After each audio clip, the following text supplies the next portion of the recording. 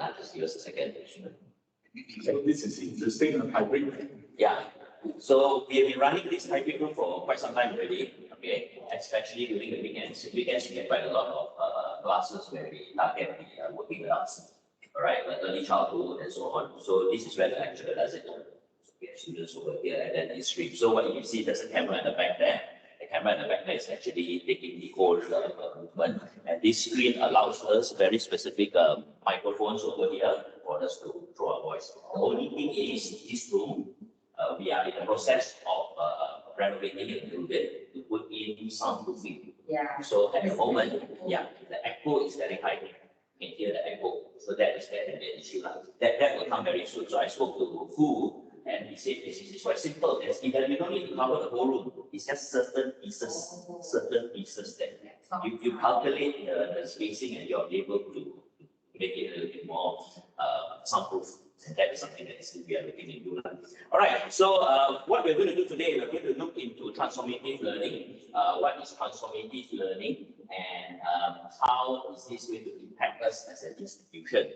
Now, the general aspect of transformative learning is something which is, I will look at it not so much of an academic theory. It's not an academic theory. I'm not looking at transformative learning as an academic theory or a pedagogy, but it is more on a behavioral element. Why we need to transform, why we need to adapt to this, why do we need to change. So when we look into the word transformative learning over here, one key aspect is the element of to transform life. Okay, so this, all right, transform. Okay, why do we need to transform? Why do we need to adapt in such a manner? Yesterday there was a forum. I believe some of you attended. Yeah, class, no issue. So this was actually, were you there? So you actually also heard what Miss Jennifer said about the competitiveness. Miss Jennifer, our CEO, at the start, she was talking about competitiveness, what are competitors doing, and also basically how do we need to adapt to this changing environment. Okay, and also what I spoke about these two key elements that we need to be very considered upon. One is what the students come here, their experience, the academic aspect, and also the other is their experience aspect. Okay, now that is something I'm going to emphasize. Okay, because many a times when we go to a restaurant, the key element that we go to a restaurant is to satisfy our needs and wants, hunger, for example. But it is not only the satisfaction of hunger that makes us go back. I believe many of us have gone to a particular restaurant and at the end of the day say, I will never go back again, not because of the food, but because of the lousy service. Sorry, yesterday because I came sharp, so I missed the Jennifer's session. So what will be the summary of the what Jennifer said? Basically, what Jennifer emphasized, Miss Jennifer emphasized, was the aspect of we need to transform, we need to adapt to what is happening to the bigger environment at the moment. Which coincidentally, this is something I've been talking about in my many sessions. So for them now at that level, they are also saying let's do it, which is something I've been telling the staff. What I learned and I inspired from yesterday's short forum, yeah. Okay. So today's education is no longer delivered knowledge delivery. So it's more precise. See, there will be a measure of how the students can actually put in the focus in the process of learning. Yes. So, yes. So I just wonder how these experts, I think I forgot his name from the sorry, what's his name? The cohort. Which one? Yesterday. Yesterday one. Yesterday that was Ike. The one that did the talk was Ike. No, there's another kind, or maybe it's not the one. No. Yesterday's forum was Ike. Ike is the principal of the college. That is Tanjin Ike. Okay. Anyway, maybe we will talk about that later. But what is key is this aspect of to be able to transform. Okay, because there is always that two elements. The students purchase the program, but at the end of the day, it is also the experience that plays a key role in whether students are satisfied with the product. we consider ourselves as a service provider, and being a service provider, we actually deliver products and service. That's why it's called products and service mix. Okay, so we give a general element of our product, which is a blend of the experience that the student goes through. So that is why in yesterday's discussion also, I want to bring on yesterday's discussion. One key aspect is we are getting, for example, top grades in A levels, top in Malaysia, very good. This and that, students are happy with the classes. But why are they not coming back? Why is there no good word of mouth and so on? So that is where we need to analyze, not so much about the product itself, which is the education or the learning of the student, but maybe we need to look into other supporting elements that have a direct impact. Things such as could it be the canteen, could it be the library, the A&B, or the service that maybe the lecturer himself conducts with the student. Okay? So today's basic elbows learning outcomes, we are going to talk about the future of higher education in a disruptive world. That is very important. So this is the key aspect that we are going to discuss. What is the future of higher education? Okay. Now, there are certain arguments that has discussed that formal education is something that is reaching plateau, the demand for formal education, master's degrees, PhD. Some people argue it's reaching a level that is reaching plateau and eventually will decline. Now there is a larger demand for skill-related aspects. 2-3 days ago, I was at this forum organized by the ministry to emphasize on TVET. You heard about TVET, right? TVET is vocational. There is a push to emphasize on the vocational learning of students. Why? Because in the traditional sense in Malaysia, vocational has been always seen as a second choice. Second choice, you cannot do that, you go vocational. But that is actually changing. Vocational or skill-based related kinds of training is something which is now emphasized. 60 to 70% of developed countries actually emphasize, or their education system is basically encouraging on vocational learning. Switzerland, Germany, and so on. It's very vocational, where students from 13 to 14 years old would already, in a way, select a path that they want to go to. Young people, they select a path, then they go. Then slowly they may be 2 days in school, 3 days in the restaurant or in the working place, and so on. So build up a skill. So this is something our government is also looking at. So when we look into this disruptive world, how is it then impacting us?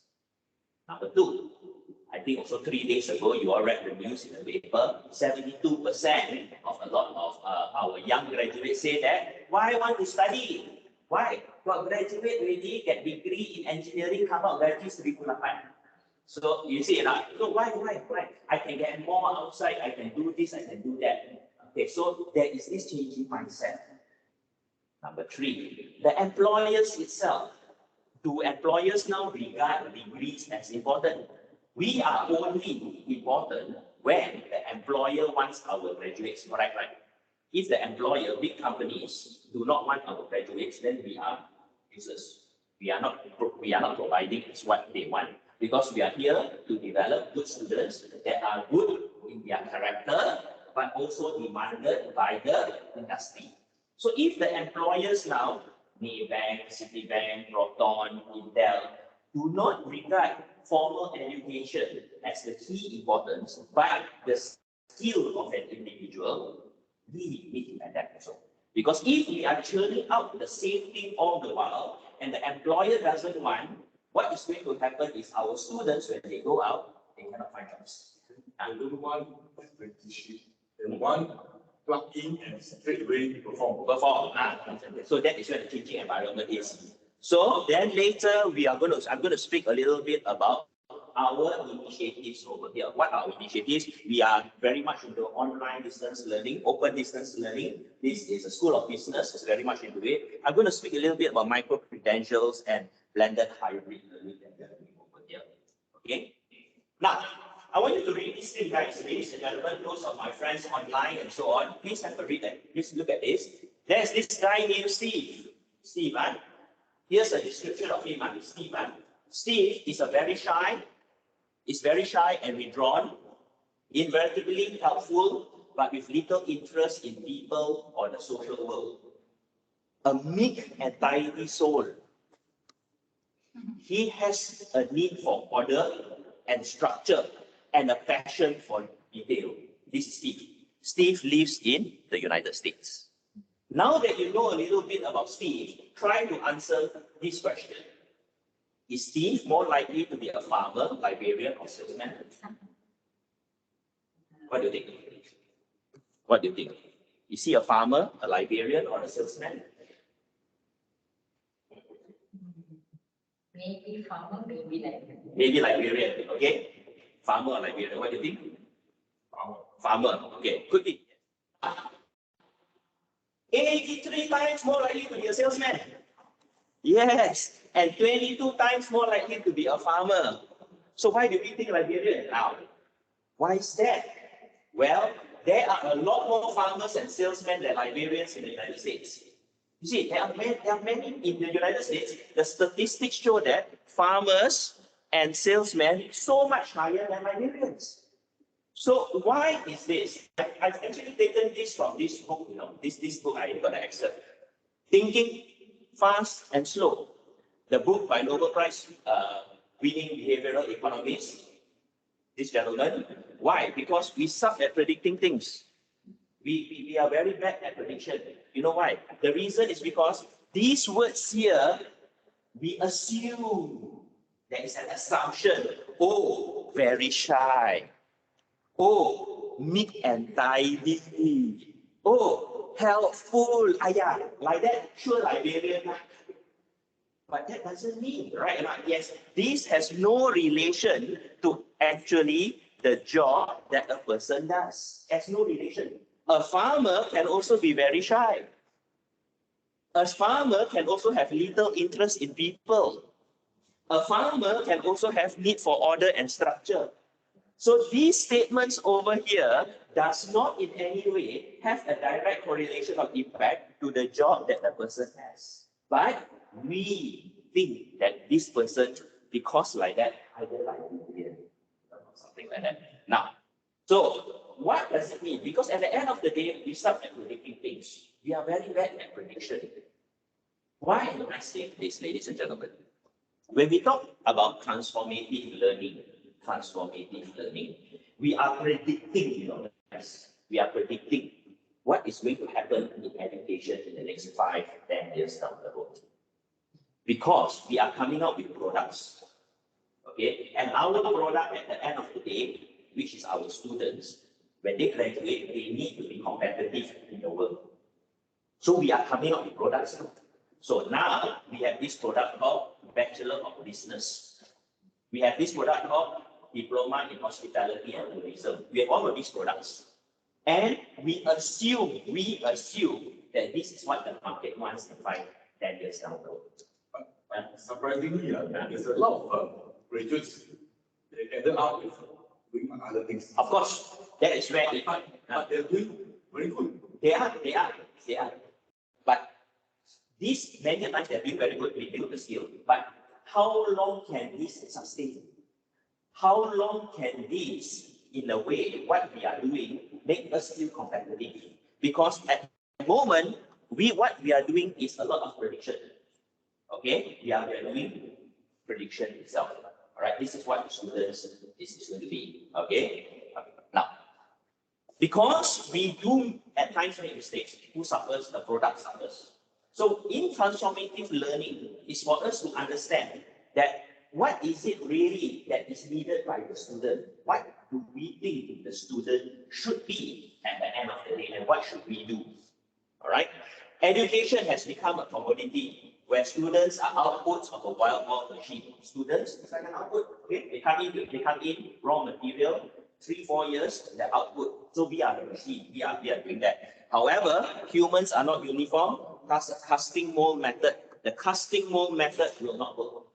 The casting mold method is the traditional aspect of when the team comes in, when the student comes in, they come into a mold, and the mold is us. We make, and the output is the output.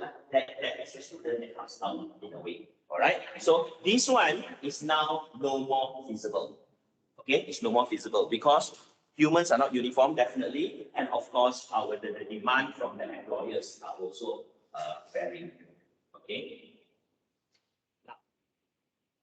There is this current emphasis on education. Currently, we are looking into when and how. When will the student and how will the student graduate? It is more a machine-based. Come in, this is how it is. When they will finish, 3 years. In our mind, it's always degree 3 years, degree 4 years. So it's very time-related. How? They come for class. Students come for class, they do. Now, so what we need to transcend is what and whether. What should the students get to be competitive in transformative learning? What should the students have in 5 years down the road when they graduate? Okay, what should the students get to be competitive in 2030, for example? What? And whether they get it or not, whether they get it. Okay, so whether they get it is, yes, they are supposed to be there. Whether they get it depends on the environment that they are in.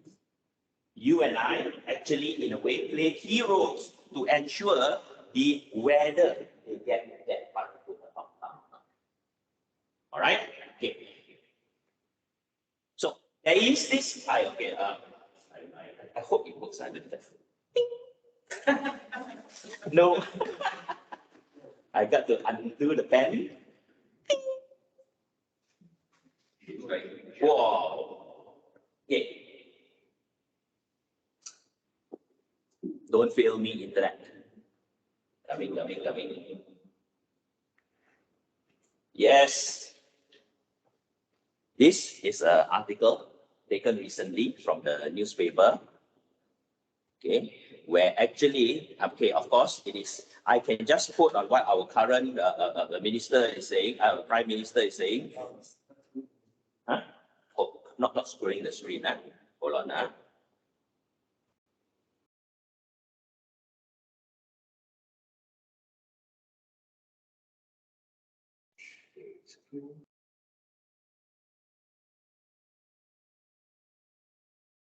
Okay, now this is basically what he has stressed, and there is this part where he talked about transformative learning. All right, yeah, here. Transdiscipline programs. Okay, transdiscipline programs. Over here, transdiscipline programs. What the minister says is like this. Students today, we need to step out from the general aspect that a hospitality student is only for hospitality, an engineering student will only emphasize on the engineering field, because there are numerous interests by the students itself, and the industry are looking at people not so much as mono-skilled, they are looking at multi-skilled. Also, students have also demonstrated very much interest. Later, I'm going to show you there's one institution that's actually very proactive in this. Okay, where they allow students like an engineering students who require for degree 120 credits, but allow for maybe 11 to 12 credits for the students to take open electives. Open electives are any electives across the discipline. They can take culinary, they can take law, they can take design, and so on. Now, the reason why this is put in place is because there is a changing environment. Two-pronged. One, the student changing the interest of the student. Students are getting knowledge that are very wide breadth, and also the industry. Industry want people that are able to adapt to the changing environment, the changing aspects. Okay, because if you see what has happened recently, especially in the recent the COVID surge from March of 2020, one key aspect that the industry complained, or I say highlighted, was how a lot of the workers couldn't adapt, the adaptability towards it. Right? It's not so much on the technical knowledge. Technical knowledge is still there, but how do they adapt? Number one. And number two is also during that time when there was very much of a challenge, a lot of the people who then lost jobs found it difficult to then adapt to other jobs because they were so mono-skilled. So that is the changing aspect. And if we see this trend aiding towards that trajectory, transformative learning, as what we're going to discuss today, should then mean we as institutions of higher learning, we should prepare students for that kind of work. A world with a larger or more uncertainty. A world that may not only emphasize on the monodiscipline that a student then participates in. A degree student doing engineering doesn't mean they're only going to be engineering. Will this be difficult? Of course. Like what yesterday, for the forum, Miss Jennifer actually said that even Dr. Horn and I was stressed on those things. It's going to be challenging. Why is it going to be challenging? It's going to be challenging due to the fact on the resource aspect. One key aspect is the resource aspect. Okay? First, how are we going to then change that in or allow the students to perform in those areas? Okay? Now, okay, Zim, I will go back. So, oh, beautiful. All right. So next, I'm going to do a little bit of PC. Yeah. PC. Those who can you take out your mobile phones. Take out your mobile phones. Share this one.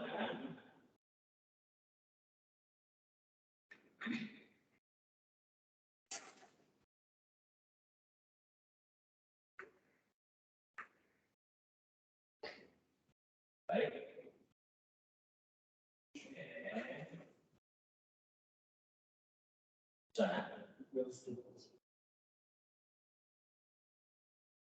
Oh, share screen.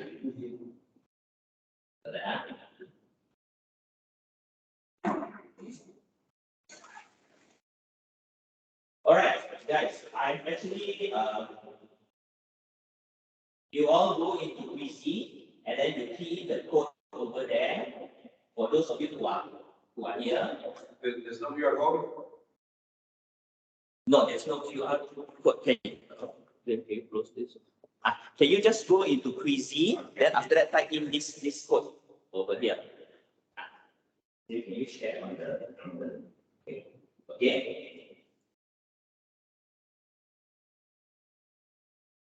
We are going to share, yeah. Okay, that is the Quizy link. Okay, all right.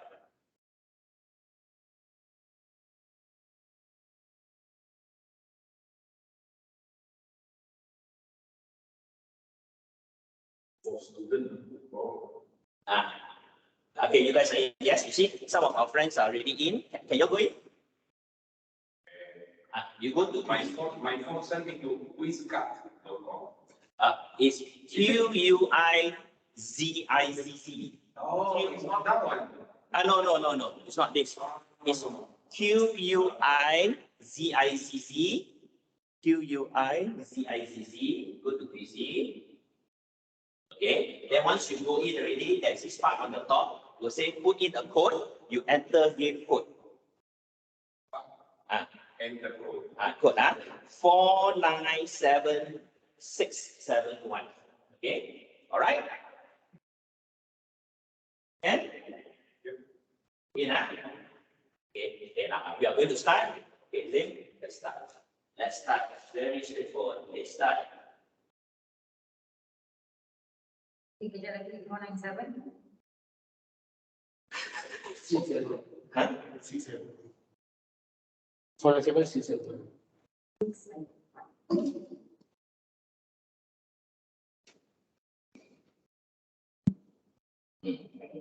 Okay.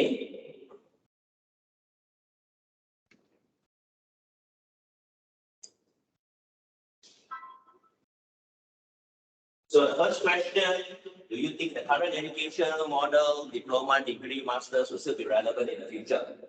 So far, 3 say yes, 7 say no. I have 12 participants. Now it's 11.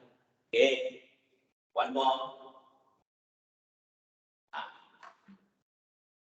Okay, see, okay, quite well done, very good. We see that there is a big percentage that stresses on no current research. Two fields of thought. One side says that this is dying off, formal.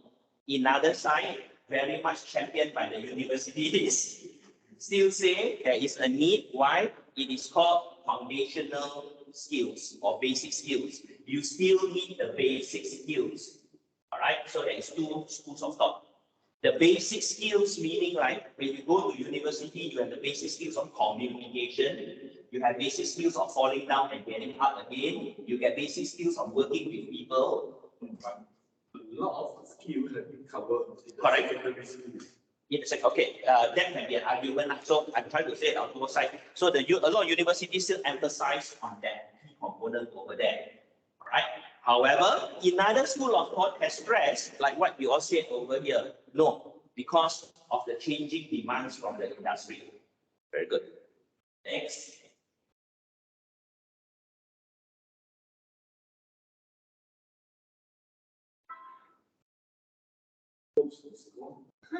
Okay.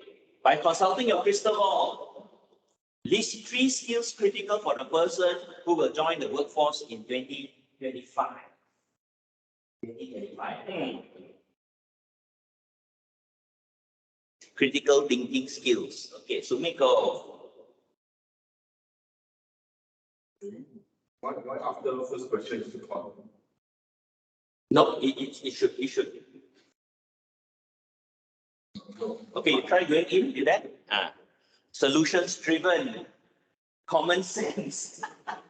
All right. Communication skills, critical thinking, people skills. Yes. Communication skills, critical thinking, people. Yes. Yes. Entrepreneurship, leadership, problem solving.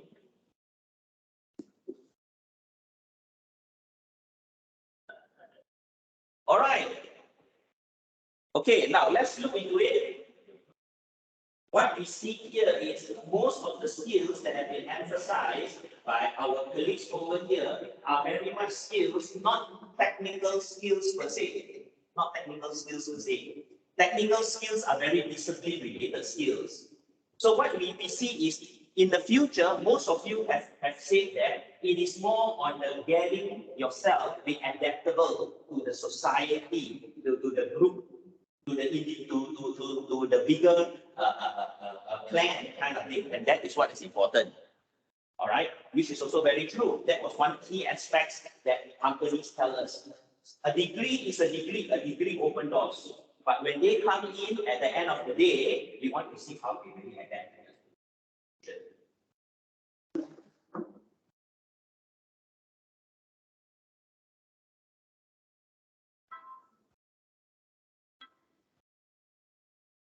Below are the top 5 skills employers are looking for. Which skill do you think we are least preparing our students in?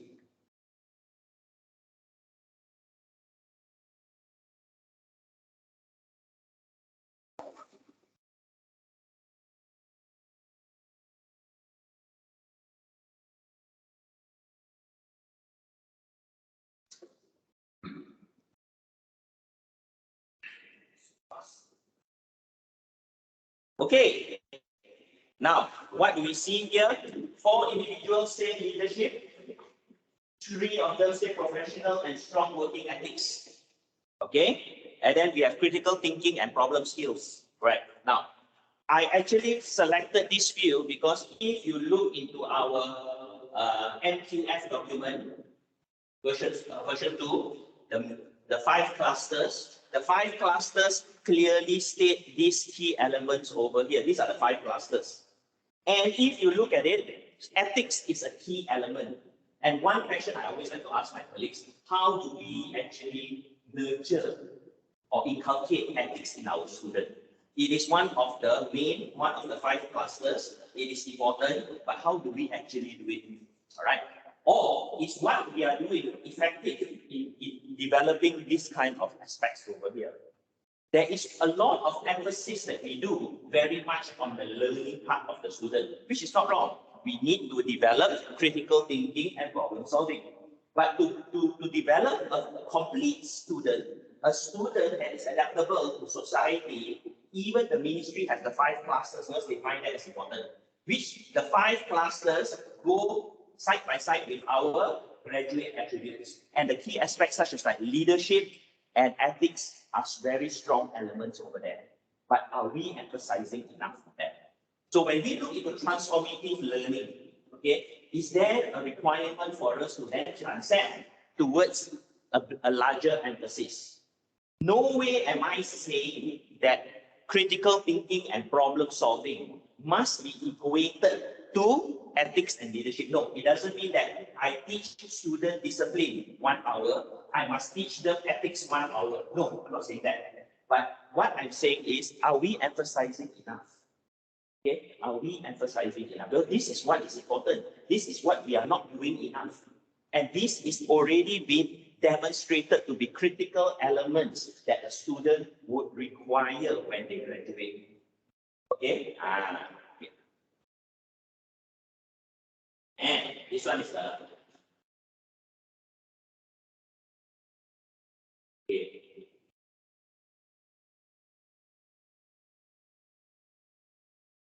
This one is very open, double-edged. Which institution, and institution means our competitors and so on, comes to mind when we say innovative and future ready? What is it? Who? Our other institutions. We come to your mind when we say an institution that is future ready. What comes into your mind? Who comes into your mind? Don't worry. Sunway ke, Taylor's ke, UOW ke, I think tailors. Tunje, oh, none. USM, Sunway. Okay, top Roma, right? It's because they are the right. Sorry? It's because they are the right. Could be, or maybe they're doing something very progressive, you know. Sunway, okay. None. Taylors.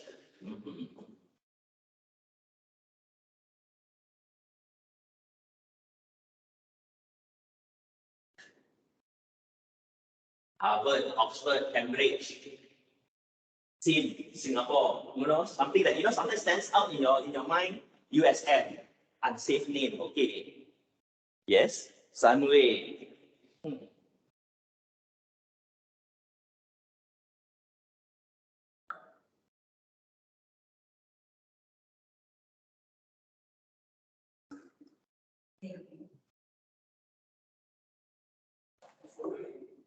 Okay, all right. Now, I think it's important for us to ask, for those of you who have put down institutions like Sunway and Taylors, ask yourself, why do you feel or why do you think that these institutions are regarded as innovative and future ready? Why? What have they done to demonstrate to you that they are future ready or innovative? Okay, what are the things that they are doing that maybe we can follow? Okay, that's not wrong with us following those people who are doing good things. Or what are the things that they are doing that we find that this is a waste of time because it won't work. All right. Now, the thing is like this. I want to stress on this about transformative learning. The future is the same for all of us. Sunway, Taylors, UOW. It's the same. It's the same journey. However, we interpret it differently. We will analyze and interpret it differently. And a different method of analyzing and interpreting the future will then drive the way we run our programs and develop and provide our programs. If UOW Malaysia KTU, what we forecast is the depth of formal education, because that is our forecast, then we will say that maybe now is the time for us to stop our formal education and then now maybe push on aspects of vocational aspect. It's a risk we take. How do we take this risk? We do research, we analyze, we read, and then we go. We may be the only one that is successful in 5, 10 years down the road, and we'll be patting our backs. Or we may be the major failure and not survive anymore. This is what it means when you look at transformative learning. Nobody has the correct answer. Nobody has the correct answer. Yeah, it's a prediction. But the problem with this, no, the prediction will need our survival. That is why it is important. Right? It's we will need our survival. So what we do? But as we see, maybe we can put the research clusters on the top to run the productive program. Correct. This is a double-edged sword. The aspect on research being very academic itself could also be or allow for results that can spur or steal more Industry goods.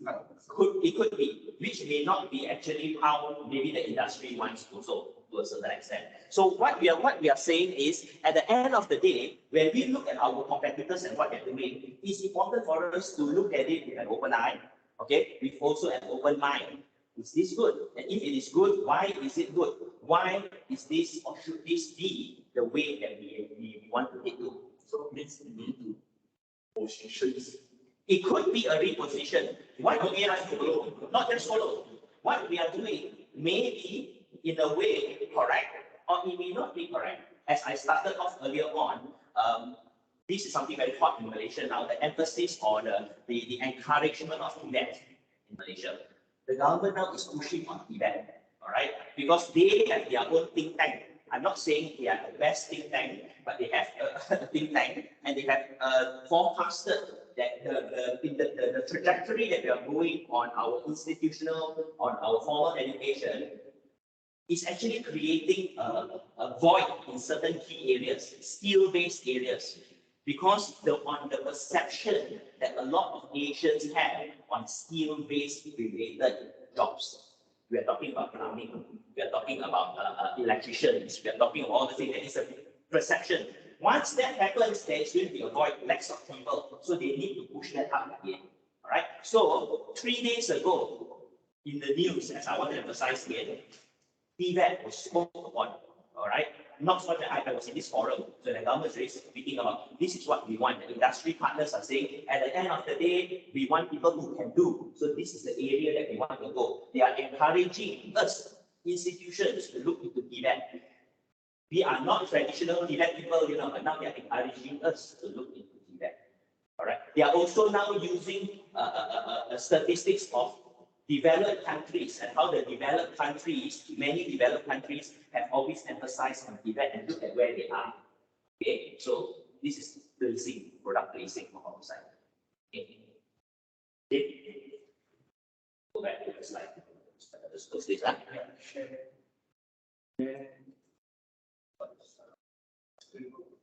I go to window lah. I'll go to this. This one, so many now. Okay. Good. Good. Okay. So, what is transformative learning? Transformative learning stands on the reality that the status quo will not be sufficient to meet the challenging education needs. Okay. That is what transformative learning is. The status quo, what we are doing today. What we are doing today cannot. Okay. Now, it really shows in the student numbers. Okay, I think you've seen the student numbers that have actually came in. All right, every day we receive statistics. Today is what do you call that? New students in today. Today we have a new batch of students coming in. It's monthly thing. Yes, we have no choice. We have to do it. We have to do it. The market is such. All right. So this is our August intake, which will join the September. Right, and numbers are not as how we want it to be. I would say that. So when we talk about transformative learning, the reality that status quo, what we are doing now, may not be what we should do, or we should then, it is not sufficient to meet changing education needs. When we talk about education needs here, we need to look at different problems. We need to look at industry, we need to look at students, we need to look at institution. Okay, the trifecta of things. What does the industry want? How does the student adapt? And whether us as institutions, we can meet those needs or not. Key to the challenge will be the implementation of new programs and course delivery modes. Okay, so it is new programs. We are looking at new programs. Okay, if you want an example, why did we acquire Ramsey? Right, that is one. If you are looking into medical nursing itself, there is never enough. There's never enough. We are here. Most of our students, I think you all know this, are actually sponsored students. Okay? So of course, decision made for survival, that is good. That is the way it goes. Okay? And also delivery modes. Traditional delivery modes, and now we are a blended learning organization. Why are we a blended learning organization? Not because we want to save costs. Being a blended learning organization encourages students to attain knowledge on their own. Students to attain knowledge, not come into class and be fed. So now they need to learn, they need to do their own reading and so on. They need to be independent. And this kind of independence, this is what the industry wants. That is why the delivery modes has also evolved. Okay, we are now blended learning. 30% of courses should be delivered in a virtual manner. Okay, now, and of course, instructional modes, instructional methods in class. We need to look at the way we deliver in class. Things such as like flipped classroom. You heard about flipped classroom, right? Flipped classroom, initially students will hate you, but after that they will know the benefit. Flipped classroom is where you make the students the key concept of if you are able to teach. That means it is a high level of understanding in the student. All right. It doesn't mean students teach everything and you don't do anything. You know, no. Flipped classroom means you organize it in such a way that, as one example, you can organize your class into groups. Let them read. Okay, next week is chapter 1, chapter 2, chapter 1, for example. Then. I've done this before in my class. I don't tell which group will be selected, but on that day I say, all right, group B, I want you to come out and have 15 minutes or 20 minutes to do a class on what is important today. Okay, so students will do their own reading before that. Okay, now, initial stages, they will get angry. Why am I doing this? But after that, when you inculcate this kind of practice, then they will know, hey, actually, it's beneficial. I read, I understand the must knows. I'm able to explain to my friends. If I can explain this, I understand. And you will definitely understand. Okay, now, the whole notion behind this is every chapter or every lesson that we actually teach our students in class, if you look at the 2 hours lecture you do, you go back to its core, the must know. The must know is actually maybe 15 to 20 minutes. A lot is based on what I call feelings. Feelings. Not feelings, but the feelings, the additional ins. The must know is 15 to 20 minutes only. Okay? So, example, if you are looking into the product mix, product, price, place, promotion, marketing, right? And now there are 7 P's, product, price, place, promotion, physical, people, and atmosphere. I can't remember what was it. There are 7 now. In one chapter, in 2 hours, we talk about them. But actually, it is the 7 P's. Right? So what we want the students to know is the must know. So when you flip it in that way, you get the students to be able to explain on that. The students will then learn. And then you are there to facilitate the class. That is called instructional methods. So the big question is, why are we doing this? Why? So you go back to the industry. What does industry want? Industry want people who are able to take initiative on their own. Industry want people who are able to walk the talk and do. That is why we do this. When we do this, what happens is the student will be prepared. When they are prepared, then they go out to work. They will have that kind of behavior in them. They accept that knowledge and think is requiring effort. That is what the whole idea is. Not so much on us as lecturers, no need to teach. You still need to teach. Correct? Okay.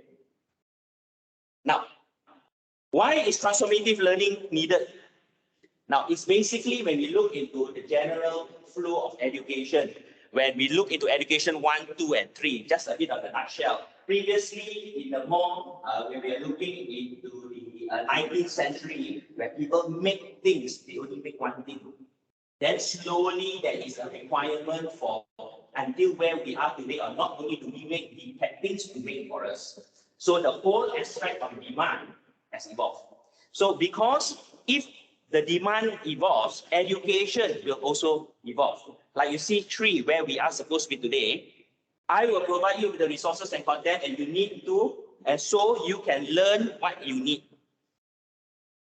Now, so wide, knowledge is so wide. Last time we only take one discipline, now knowledge is so wide. So in education 3.0 is we as teachers, we provide the resources.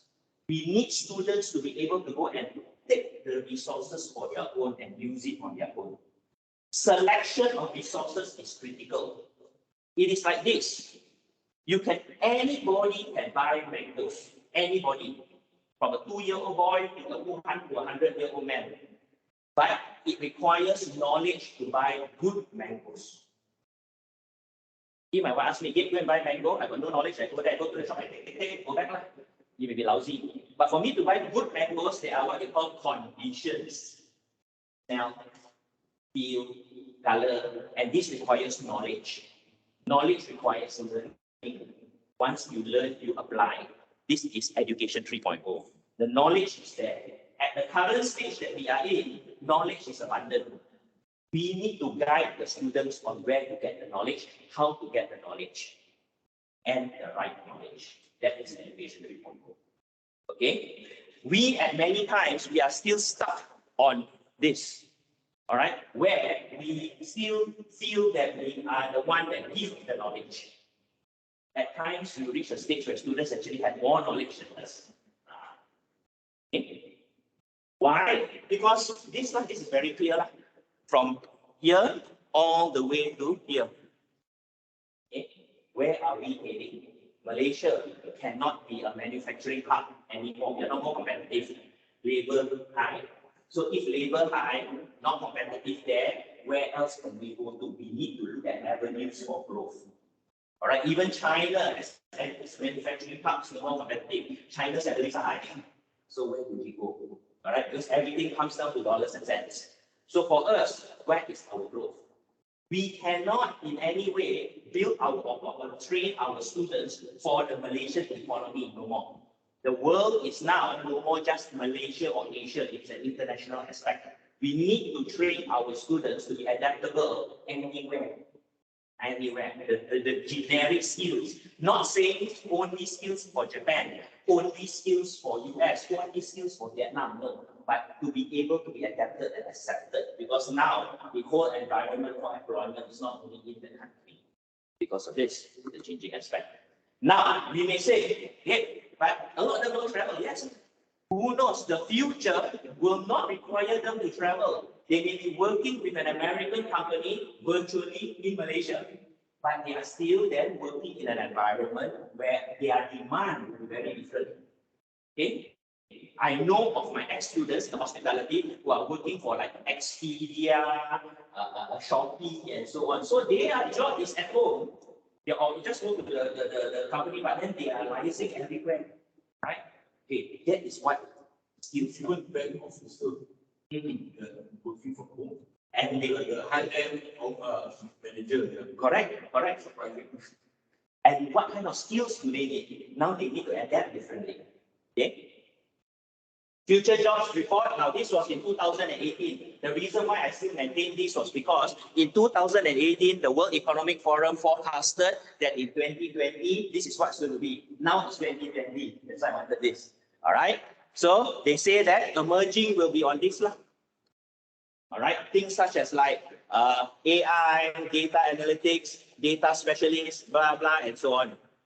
Whereas declining, we need to see what's declining. Because if we are churning out those on the declining side, no point. Which I always like to stress. KDU, this is many years ago, in 1988, 1989 to 93, we were one of the biggest institutions to churn out secondary courses students. Next to Stanford. Secondary courses. Student study to be secondary course. He died. Secondary. Yeah. It didn't gradually die. It was like vroom. Okay. Yes. Were you here? Oh, no, you're not here at that time, right? We were one of the biggest next to Stanford and Olympia. Stanford, Olympia, and Olympus. Very big. I still remember that. Why? Market demand change no more already. Things such as like Microsoft Office, Word, every other kind of people used to do on their own, and slowly it evolved. So there was no demand for that. Okay, so this is it. So what do we see? Declining data. You will see a lot of these things which are very much labor, which are very much doesn't really require much innovation and thought. These ones are slowly going off. So ask yourself, will our students be able to take the challenge of jobs that are related to this? I'm not saying this, but related to this, or require them to then come out from their box? Or are we still churning out aspects on this? But funny enough, after 10 in the declining is a complete opposite. Postal service fast. Because now everything happens online, everything gets purchased online, delivery and logistics. It's going Correct. up like crazy. These are the clerks, the people that at the back end, the clerks. Now it is the logistical side. Because the back end, everything is taken by artificial intelligence. Artificial intelligence. Yeah. True. Now, what are the skills then? Growing skills, thinking, and so on. So these are what we see, the requirement. Okay. So declining dexterity. Okay. Manual dexterity. Doing things constantly in the same way. All right. Now, this is only a forecast, the reality. But we also need to see, being a forecast, they may not be 100% accurate, but they give a gist of what is actually happening. Okay. Now, this is more research. So that was 2018. Now, World Economic Forum came out in a new one in 2021. Of course, 2021, other things changed. What happened in 2020? 18th of March 2020. Everybody knows that. This is what came out. Businesses will focus on upgrading their worker skills to stay competitive. They have identified that a lot of the workers, because of the COVID, it really shook everybody. They were not competitive. They couldn't do a lot of things. They only identified because COVID changed the way we work. So if before COVID, everything was like, oh, goody, everything was fine because it seems to be okay. But COVID actually shook, and when that shake happens, you can actually see who can or who cannot do. So this is number one. Next, tech-related cloud blockchain analysis investigator. It's a job. Okay, people who actually look into this to investigate about blockchain issues and whatnot. Okay. 2025, analytical thinking, creative, and flexibility are among the most sought after skills. As what you all said, what you already said. Analytical thinking, creative, flexibility. Be able to adapt. Okay, how do we adapt? If you look at flexibility and when the COVID attacked, you guys were flexible, no choice. No choice. People who can adapt, you're no choice, right? You still need to teach, so you teach virtually. You teach in a way without much guide because it was new to all of us. Able to do it is called flexible. Many people cannot do it. Their job say, oh, totally, I cannot do already. That's it. I cannot because I'm so fixed in the way that I think, not flexible. So this is only one. What will happen next? Yesterday started. You know what happened? Pelosi was in Taiwan 2 days ago.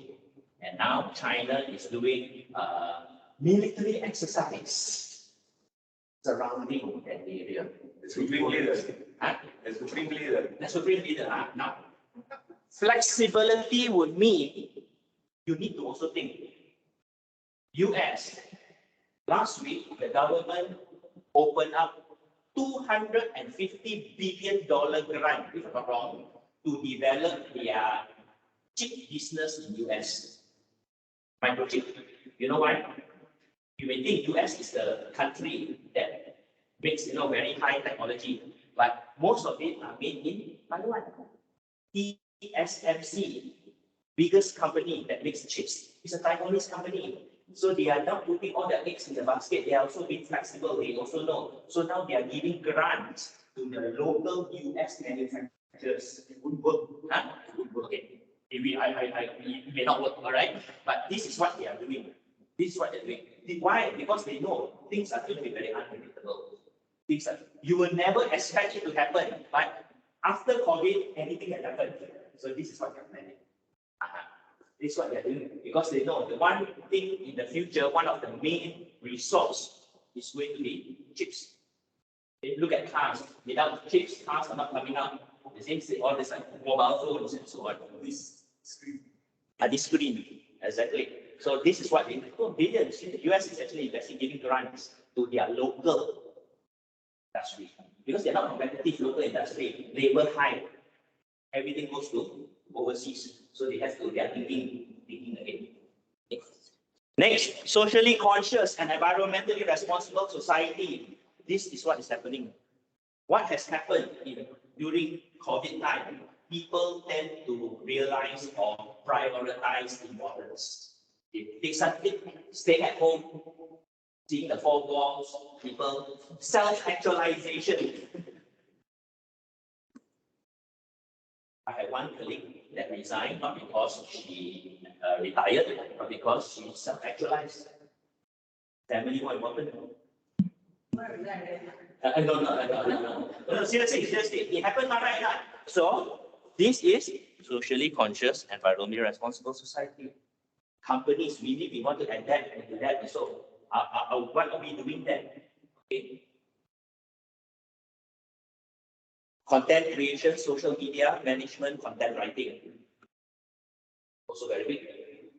A lot of times we read on web pages are not done by the owner. They suck out people right for them. Okay. And remote work is here to stay. It's here to stay, remote work. Maybe not for us to a certain extent. It could be for the future for us, but many industries will still look into remote work. So this is what the World Economic Forum has forecasted. Okay, in 2021, this is what they see. And the trends, the general aspect of trends is where it is. Now, this is before Ukraine. Before. Then this year, when you read their forecast, it's going to change. Because it's like that. What I'm trying to emphasize and what I say starting on is transformative learning is forecasting. Forecasting based on data and things change. So if World Economic Forum change even every year, what about us? We need to change. We need to see, can we then stay on our laurels on what we are doing in the traditional sense? Okay, if we say that it is good, this is what we want, then something must be mismatched because our customers are not coming in. Right? What is it? Are our employers happy with our students, with what our output is? Okay. 2022, everyone will need extra 101 days of learning. One, to develop ourselves, self-development, to better ourselves. Because many of us had our formal education 10 years ago. So we then stopped there. The continuous development, learning is very important. I still remember quite many years ago, actually, I used to teach beverage studies. I teach beverage studies to students, and I very much to you. I was so happy about always telling the students, whiskey, brandy, these are, these are students put up the hand. So this is not drunk anymore. Now if you go to the pubs, everybody open bottle of vodka, open bottle of gin. See, why? I know theoretical knowledge. Students know experiential knowledge. They go out to the industry. They are part of the industry. They spend the money. They tell me what is actually happening. That is what's happening. Okay? Evolution of it. The gig economy. This is another changing aspect that's impacting us. I just want to look at the highlight parts here. 25%, 26%, Malaysia's gig economy, total economic growth. Our gig economy is really, really growing. One aspect of the fear of the gig economy, is what they call short-term gains, very short-term. So people see that the gig economy, I can make money, 3,000, 4,000, but in long term, there could be lack of stability. All right, short-term, lacks self-career growth, lacks stability, lacks planning for the twilight years. These are certain drawbacks.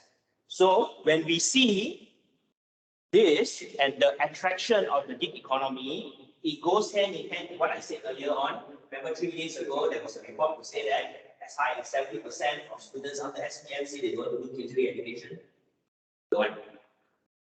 Okay, why? Even to offer the scholarship, so I don't know about that, but they say why they say why study degree, come out salary less than gig economy. This thing is impacting students' perception. It's impacting students' perception. Not saying it is bad, not saying it is bad, but because of the nature of this industry, and the immediate rewards that the students get, they see it as that way. Now, I want to highlight today's news. Tune is under Asia. They also have delivery. Okay, they are now making their staff all full-time staff. Gig economy, traditionally, you are not full-time. You are just working with them. You no job, no pay. Now, Tune is making them all full-time staff. In Malaysia, full-time staff means you are regulated and governed by regulation, by the full-time regulation. Now, why EPF everything is covered? Why? The gig economy is also evolving. Evolution, they know this is what is happening. The main challenge over there. So they are also evolving. So our students, what about our industry? Will our industry also evolve to this? How is it going to? Okay. Are we ready? What do we foresee this kind of sector in the next 5-10 years? Flexibility of work. Join, not happy, I leave, I do something else. Because this is what a lot of younger people they want. That is what they say is important. The car industry, automotive industry is very worried, you know. Why? The young today do not see car ownership as attraction. They are worried, oh my God. And when automotive industry is worried, insurance industry is also worried. Insurance industry worried, petrochemical industry is also worried because they are all linked. The service industry, the car service industry, because people, the young, are not that interested in buying cars. That is the changing environment. Okay, so we also may need to consider about all of these key aspects on what we are doing. Are we readying our students for a bygone area industry? Students who graduate in Bachelor's of Business Management, okay, are they ready for this? We may laugh at it, you got no future, you do gig economy. They may be laughing at us. This is the way to go in 5-10 years time down the road. My child, your child, or not, I don't have a child, but I'm saying, our children may get it. This can be the norm. This can be the norm.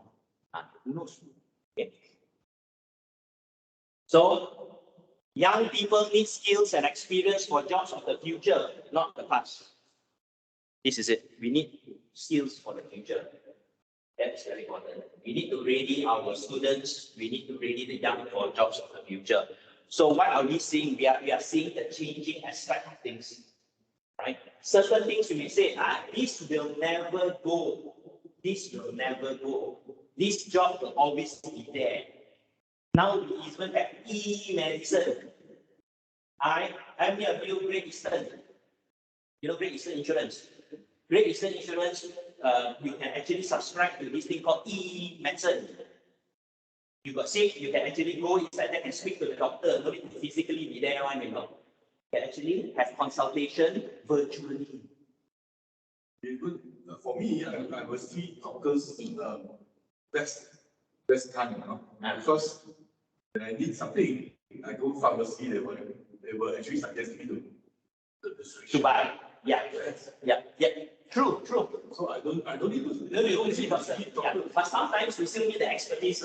We still need the expertise for the stereotype. Yeah.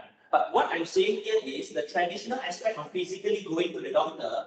Now, even certain of these companies are also allowing you to subscribe to e-consultation. It's called e-consultations. Okay, and this is where it is heading to. We always see as a traditional. And now, I'm not saying if you have an appendix, the doctor is going to do an operation and you know, but on the simple aspect. Now, okay, doctor, so doctor can subscribe. Okay, basically, if yours is one, if it's really severe, come and see me. Either than that, fine, you take a rest or whatever, you know, because this is what is actually evolving to.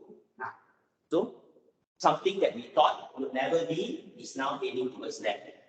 Teaching to a certain aspect. Once the acceptance of students that knowledge is not only coming if it is physically present, then virtual is going to be the norm. Feedback from Australia QOW. For them over there, virtual classes, online classes, students need thumbs up. Here we get sometimes students complain, I want the physical part. I dive inside a little bit more. Why? A lot of their students are working people. Over in Australia, a lot of people study and also work. They work, okay, because they need survival. Most of our students get money from parents. I dare say more than 90% of our students don't work. I can, but 95, higher, look bit higher. There no, Australia no. So when I have my monthly, suddenly we have the monthly blended discussion with Australia, they say, our students are okay. They are very happy with this online thing. They do their reading, they do all this thing very good, very good. Then with that, even most are not working. So for them, it's a blessing. I can work and I do this, and because education is their choice, not parents' choice, they put in effort. And their grades are good. So there is no way to say that virtual learning is not good. It is the system, it's the environment, it is the way it is, the acceptance of it is why we sometimes get the brunt of the challenges over there. Okay, over there, this is fine. Okay. So in Edu 4.0, why need future skills? Of course, we are living longer, definitely. All right. Retirement age now is 60. All right. 65. Going to, no, 60, right? I know. 65. Yeah, 65. No, 60. By the time you reach 65, it's only 70. Yeah. At best. Huh? At best. At best. Right? I think HR policy is still listed 60. But Malaysia is 60. Because Singapore is 63. I know Singapore is 68 August. In discussion, it's not implemented yet. But we are 60. Singapore is 63. Why? Longer. So these people need to adapt. Alright, these people, the longer. But the only problem is when we have a longer life, they have enough money. That's why you need to work. Longer life, you need to work. That's what's happening to the industry. Mindset, collaboration, personal data. So all of this in Edu 4.0, these are certain key aspects that have an impact to us. All right? Anytime, anywhere, doing work, doing classes.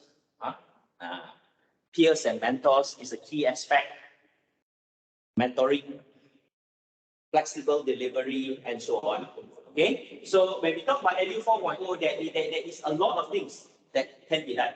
But of course, it is important that the students accept this kind of challenges and we are able to also deliver them. Okay? Why all of this transformative learning, blah, blah, blah, so on? Why do we need to change? Number one, Malaysia, very funny, right? This is a few years ago. Look at our numbers. 32 million population. Every year, 500,000 students graduate SPM. I'm looking at SPM only. 500,000. 500,000 SPM, 500,000. 500,000. We have 467 private higher learning institutions, and we have 20 public universities, and this is this. Okay, now lebih kurang plus minus 1 or 2 only. But look at our numbers. Okay, so the pie is not big, and foreign students entry into Malaysia is going down. Not going up, it's going down. So very clear. SPM numbers, 500,000. Not all go to tertiary education. A big percentage don't go to tertiary education. Foreign numbers going down, and the pie is divided by this. Of this, nearly 49% go to this.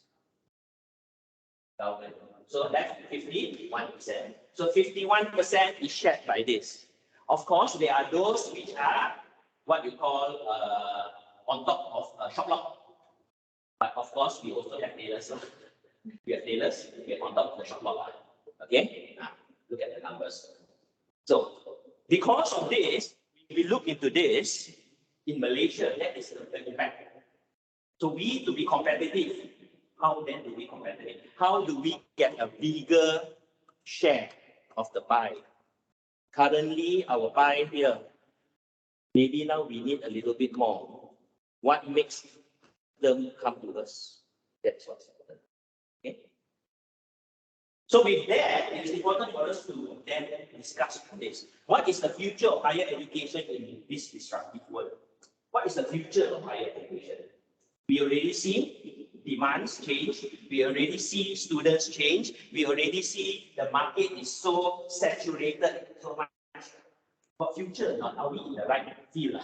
Or should we then build this thing into a resort? I don't think so. Office. A lab? Office. That's in the office. You cannot have 5 years plan anymore, maybe like yearly plan. Correct. But you must have a 5 to 10 years general vision. And the plans now, this is something that is to emphasize. It is now shorter, not that long anymore. It is shorter. Okay. So there are these 3 discussions that we're going to go to. 1, 2, first, end of the golden age of universities. 2, disruption is underway in higher education. And 3, transforming and optimizing universities. So we're going to start out with end of the golden age of universities. Previously, in my time, we go university, come out, whoa, happy. All right. Today, parents also contemplate, yes, university is important, but is it worth the money? But is it what then does my child need? Okay, what is critical in them? A lot of traditionalists in Asian context still see university as one of the ticks of a parental box. Call that. Yes, I said don't tick that. Will that change? Why? Because the people who are now sending their kids to universities are those who went through a stage of uncertainty, of in a way confusion inside. Now my son's time to go to university. What has actually happened? What do I see? It's different, it's different. Okay, so 1, rising tuition fees. Tuition fees it's not cheap. So we need to look at the ROI. You send your child to university, it's got return of investment. Okay, you are investing 120,000, what then? Okay. Next, student debt. You ask our students how many of them still pay PPTN? So I know of colleagues who also still pay PPTN loans. Okay. Ours here not so bad. We try going overseas and see. Administration costs. Universities. This is student. This is us. Our aircon bills every month crazy. Okay. Sometimes we also look into it this way. Why now we are using the remote control? Right now. Why are we doing this? We're cracking our heads. Aircon cost high. Complain. For me, I look at the students complain high. Come in room no aircon. So now we have this remote. Student lecturer come in on finish off, go back up. Previously, sometimes on automatic class don't have, still on, wasted. Some people ask, okay, but our students now can go in and bring their phone, and just on their own. Yes, I said, no problem. Why? I'm not saying no problem, I don't, but at least now no complaint. Student no complaint. So I have a benefit on that no complaint. The electric bill may just go down a little, may now go down 3%. I expect to go down 10% or go down 3%, but complaints much less. No? So students will say, I come in and get on my own, not far. Okay, so that is where the benefit. This is called the administrative cost itself. It is very high, institutional. Okay. Doubts about higher education's ROI. Yeah, higher education's return on investment. Whether is it viable for us to take the cost? Whether is it viable? Now, this will come to an age when the industry comes and tells us, guys, degree not important. I just want people who can do. Once they come like that, then automatically the whole thing will shift. Is it reaching that stage? Certain industries, yes. Certain industries. Certain more traditional industries, no. Medical, no. Engineering, no. You still need. You need an engineering degree to civil engineering degree to build a bridge. All right, you need the fundamentals to run away. But many others are slowly evolving. How then? Okay. So declining value, soaring student debt. Okay, spiraling costs but limited funding. So the cost of institutional costs going up, funding lower, like us, all right, like us, right? Cost, funding, student numbers go down. So this is also a big challenge. How then do we overcome this? And of course, we look into the digital competition. Here, e-learning enjoy compounded growth. There is a growth over here. Why? Companies are now accepting what they call ODL courses to equate traditional courses. ODL. Previously, ODL courses were not equated to say you study ODL degree of Harvard. You went to Harvard. So I do get it traditionally, this one better. But now slowly, because they accept the fact that what has happened actually the same. It's the same. Because it is the same, now ODL will then be more valuable. So this is why it is growing. Okay, picture getting an Australian degree or a British degree when you are in Malaysia, and it is equated the same. Who says whether it is the same? Employer. If employer says it's the same, it is the same because they are the one that's hiring the people. They are the one that's hiring the people. Disruption is underway in higher education. Okay, so on our side, the key disruption of the second part here will be like the Industrial Revolution, our ability to transform.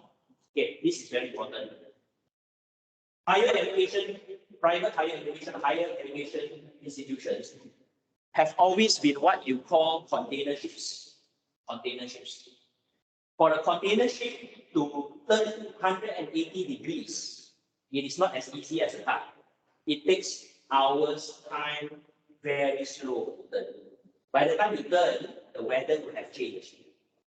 Institutions of higher learning in the traditional sense are also like that. We are very slow to change. We don't want to change because we are happy of status quo. I've been doing this all the time. I'm just happy. I just maintain status quo. All right. So this ability over here is something which is now changing in the mindset. How do we then push? But if it needs to be pushed, but those in the institution find it hard to turn, it won't turn. So it needs a good captain.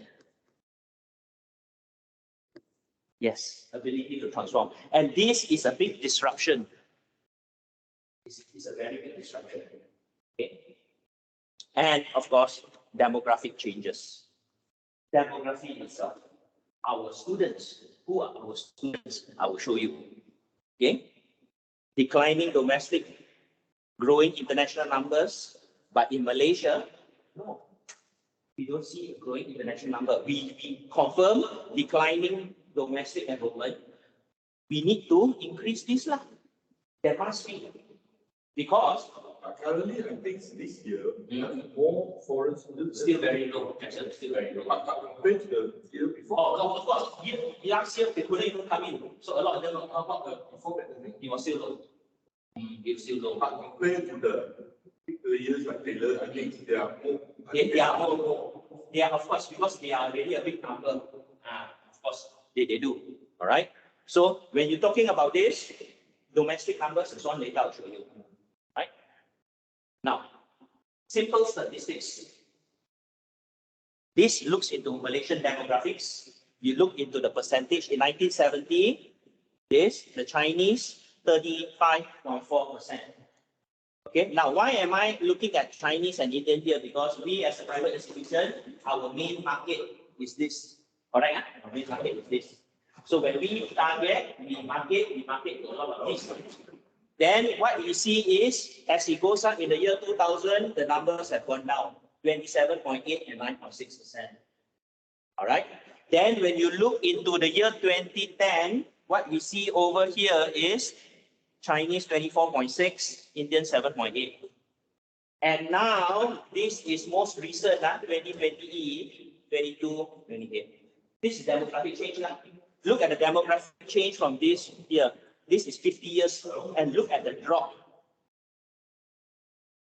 You see, now, it's dropping. Who are we targeting? We are still targeting this, right? Maybe when we look at transformative learning to transform, one aspect is we maybe want to look at it to attract the bigger market. Example, and also attract the international market. Because if we are harping on the same market, shrinking, definite shrinking, you are 467 institutions, not counting the government one, you're fighting for that shrinking market.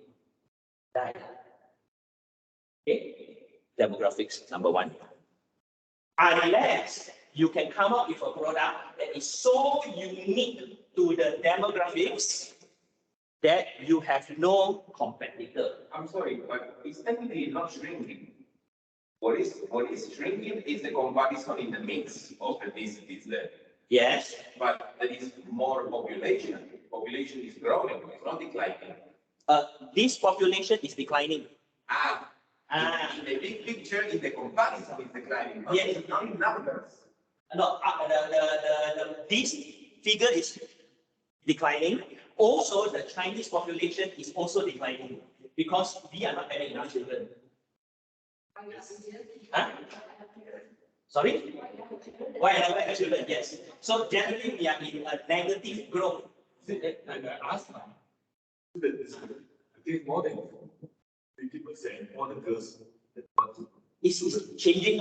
Okay, what I'm saying is, in 1957, there was less population than in 70s, than in 80s. Of course. Total population, as you can see, this has increased. All right. So if you look at the numbers, it is more. But the percentage alone, because we have more players also. We are looking at now we have more players. Now we have four. That's why we have 467 players. Previously, if you look in 19, the slice of the pie is shrinking, not the pie. Yeah, But only because we want to focus in the portion of the population that is not growing. Yeah. So in 1993, I still remember, if you look at the players, private institutions, big boys, I mean the big one, they were around 8 to 10. Now you look at it, suddenly growth. So more people are playing already. So the pie now, we really need to fight for it. It's like the bubble tea market. A bubble tea market to a certain extent. Our team, out of 400 over, at least maybe 10-20% will disappear. They won't disappear. The reason is because government has stopped issuing education license. So any of these license that a person is not running, it will be bought over by somebody else. So the numbers will still maintain. There are people who want to go in, but no more license. There's no more license. So if you want to sell, I will buy over, then I can run. So the numbers will still maintain. The age of the customer demands personalized education. So what we see here is customers today, they are looking at more personalized kind of education. From the last time we were 8 of manufacturing, now and beyond. This is where we are. What about beyond? What else do they want? What kind of products do they want? We look at our education as a product. So as a product, what else do they want? What is then beyond? What do we foresee that is going to grow based on all of this? Okay. I think you all saw this yesterday. Yesterday, you all saw this, right? I was actually showing it online. Actually, you got it from me over here, and I got it from KPMG. This is important. Okay, when we look at students' experience actually breaks down two very important elements. I would like to circle this, and I would like to circle this. Okay, when we talk about the student experience here, a happy student will be a return student will actually go out and speak about us. it falls very much on the learner experience. The learner experience is the academic aspect and the personalized experience. The personalized experience is the experience that the students get during their journey in this institution. That means it could be the aircon, the seats, the walls, the A&B, the library, and so these are called the personalized experience. And because, why they call it personalized here is because we reach a stage that the demand of the students is evolving. That is why even our library, for you to renew books, you can even renew it online. Because they know some students cannot come. Understanding that and offering them that service is not personalized. And this is a plus point. Okay, so this is now a key factor that at the end of the day equates to the customer experience. So why is this important? In transformative learning, when we look at it, we are looking at how the student experiences here. Sometimes a lot of emphasis is looked into the learning experience. Our course. But that is only one part. We must never neglect this, the personalized experience. We never neglect this. That is why many times decisions, purchase decisions are made on the yes, this one we must not neglect. Because if you look at our product, generally the Sunways, the tailors, and so on, the learning experience is quite similar. Plus minus similar. They are all approved programs, everything is there, it is this. Where do we stand? Like example, the relationship our students and our teachers have, the closeness, the ability for the students to come and speak to the teachers in a way that is an open door system. That's how we practice. These are the personalized experience. Okay, I mean, if those of you who were in yesterday's forum, and I said about that saggy group of students, you don't hear about this, it's very true. A group of SAGI students came over here, wanted to do a transfer. They transfer here. So I was saying, what are you guys here? Over there, we cannot see our lecturers. Here, we heard from our friend, the lecturers are more accessible. Program is the same, program generally is the same. Bachelor of Business, Bachelor of Business, Bachelor of Science, they are the same. Here, they are accessible. Environment and specific difference. I taught them before. There's no such high-tech agent. I complain, aircon not okay in my classroom, and whiteboard is dropping. Nobody thinks. Personalized experience. That's why. Yeah, I just wanted to highlight something based on this personalized service that we are actually experiencing now. Today's session, just to bring everybody's attention to today, and what we are actually talking so much about, we are just kind of losing the point. We are doing this blended session right now, right? It's a hybrid. And I tried, I tried logging on online, and then I came here. It's because I wanted to try what is the experience our students are going through, and which I think the interaction here in class, I think so is also happening to you as the person that's actually conducting this session. I think so the person that or the group that online group probably neglected, maybe they had like 10 questions right now there. Yeah. And then after that, they're just there. And I think this is one of our main issues. We have probably the mechanism to have this hybrid session, but we don't really realize what we are neglecting. Which could be easily tweaked or I don't know, check and then look into if we know where is the problem, we can fix it. But this personalized experience as a student, both trying online and a hybrid session. This session, I sit in here, I can understand.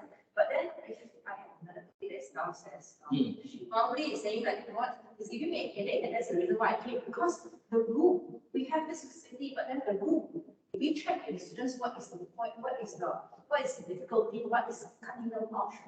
Interaction is one. Number two, the sound is terrible. Because this room is not padded. I think it's echo. There's echo here. It's not like we cannot hear, but it's very bad. So that contributes to personalized experience of learning. Correct. Which I think so we are doing, but then we are neglecting all these small little details. Correct. Like on this aspect, I agree with you on this room itself.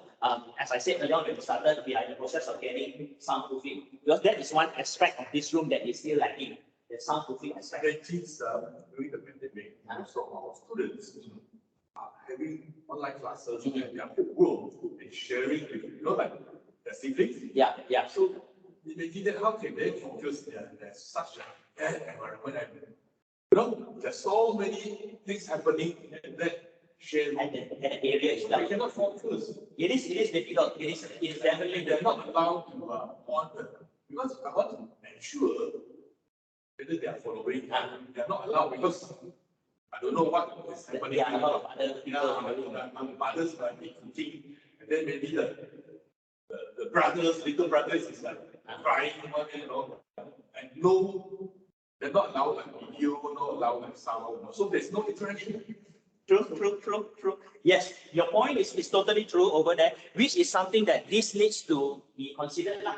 Because, like for example, what I am doing now, this part here is very fixed. This part is very fixed. But the personalized experience of you guys over here compared to the one online, just here there's no comments. It's basically very different. It's very different. So those are the challenges that we need to overcome. We really need to overcome. On how to ensure that even those that are unable to come will be able to experience it in such a way that it is of the correct quality. So I also realize there's many students can't even afford they buy something similar, like the tablet or whatever. So that actually reduce their The experience of it. experience. It could certain tablets are actually pretty good also. All right, certain tablets are also. But there's a lot of software that is not allowed to be installed. Okay, all right. Okay, on the matter of software, that one of course it could be a little bit different. I think moving forward, we want to do this great so marketing instead of just thinking out loud. You remember how string heading came up last time? I think so when we were younger, string heading was a wow in school because it was one of the first private school, and then after they have this, I know my aunt bragged about it because it's advertised there. And the one thing that was different from how they applied and how they attract the market of able to pay parents is to have everybody that enroll need to have one checklist is they all have Apple. They all have Apple products. So they have an Apple like MacBook or iPad or something like that. So that was one of the recruitment criteria. And after that, shortly after, they get a discount to get. In order for you to be a student, so you get like a 50% discount to go buy Education discount. So instead of maybe giving scholarship, maybe we should change our strategy because this is something that really require like what the hearing has identified that some students cannot even afford, they can afford to pay school fees because in the end and all these other scholarships. But it is not helping them in their learning experience because of how the classes and how our modules are being conducted. And we cannot change, we are not going back to traditional. It is also very hard for us to say like, oh, we need it to be physical. Yes, a lot of classes need to be physical, but then we are not. We are not going to go to our management and say that no, we are going to want to stay traditional. We want to have physical as much as possible. But we also cannot neglect the fact that we also need to move forward. Correct. That's a good point. That's a good point. I think the idea of a scholarship that covers on a certain aspect can be an avenue. It can be an avenue because technology, or I would say this kind of equipment is the basis and the basic requirement for the students to conduct or to enjoy the lessons itself. Something to be looked into. Yeah, good idea. I remember the one previously with Apple because during that time, Paramount had Apple's they are the distributor for Apple products. So that was something that was really came to your mind. I thought it was really being in front of the market. He did something that eventually all private institutions for high school and primary school, they caught up with that because I also remember because my aunt said, oh, you know what, I got email.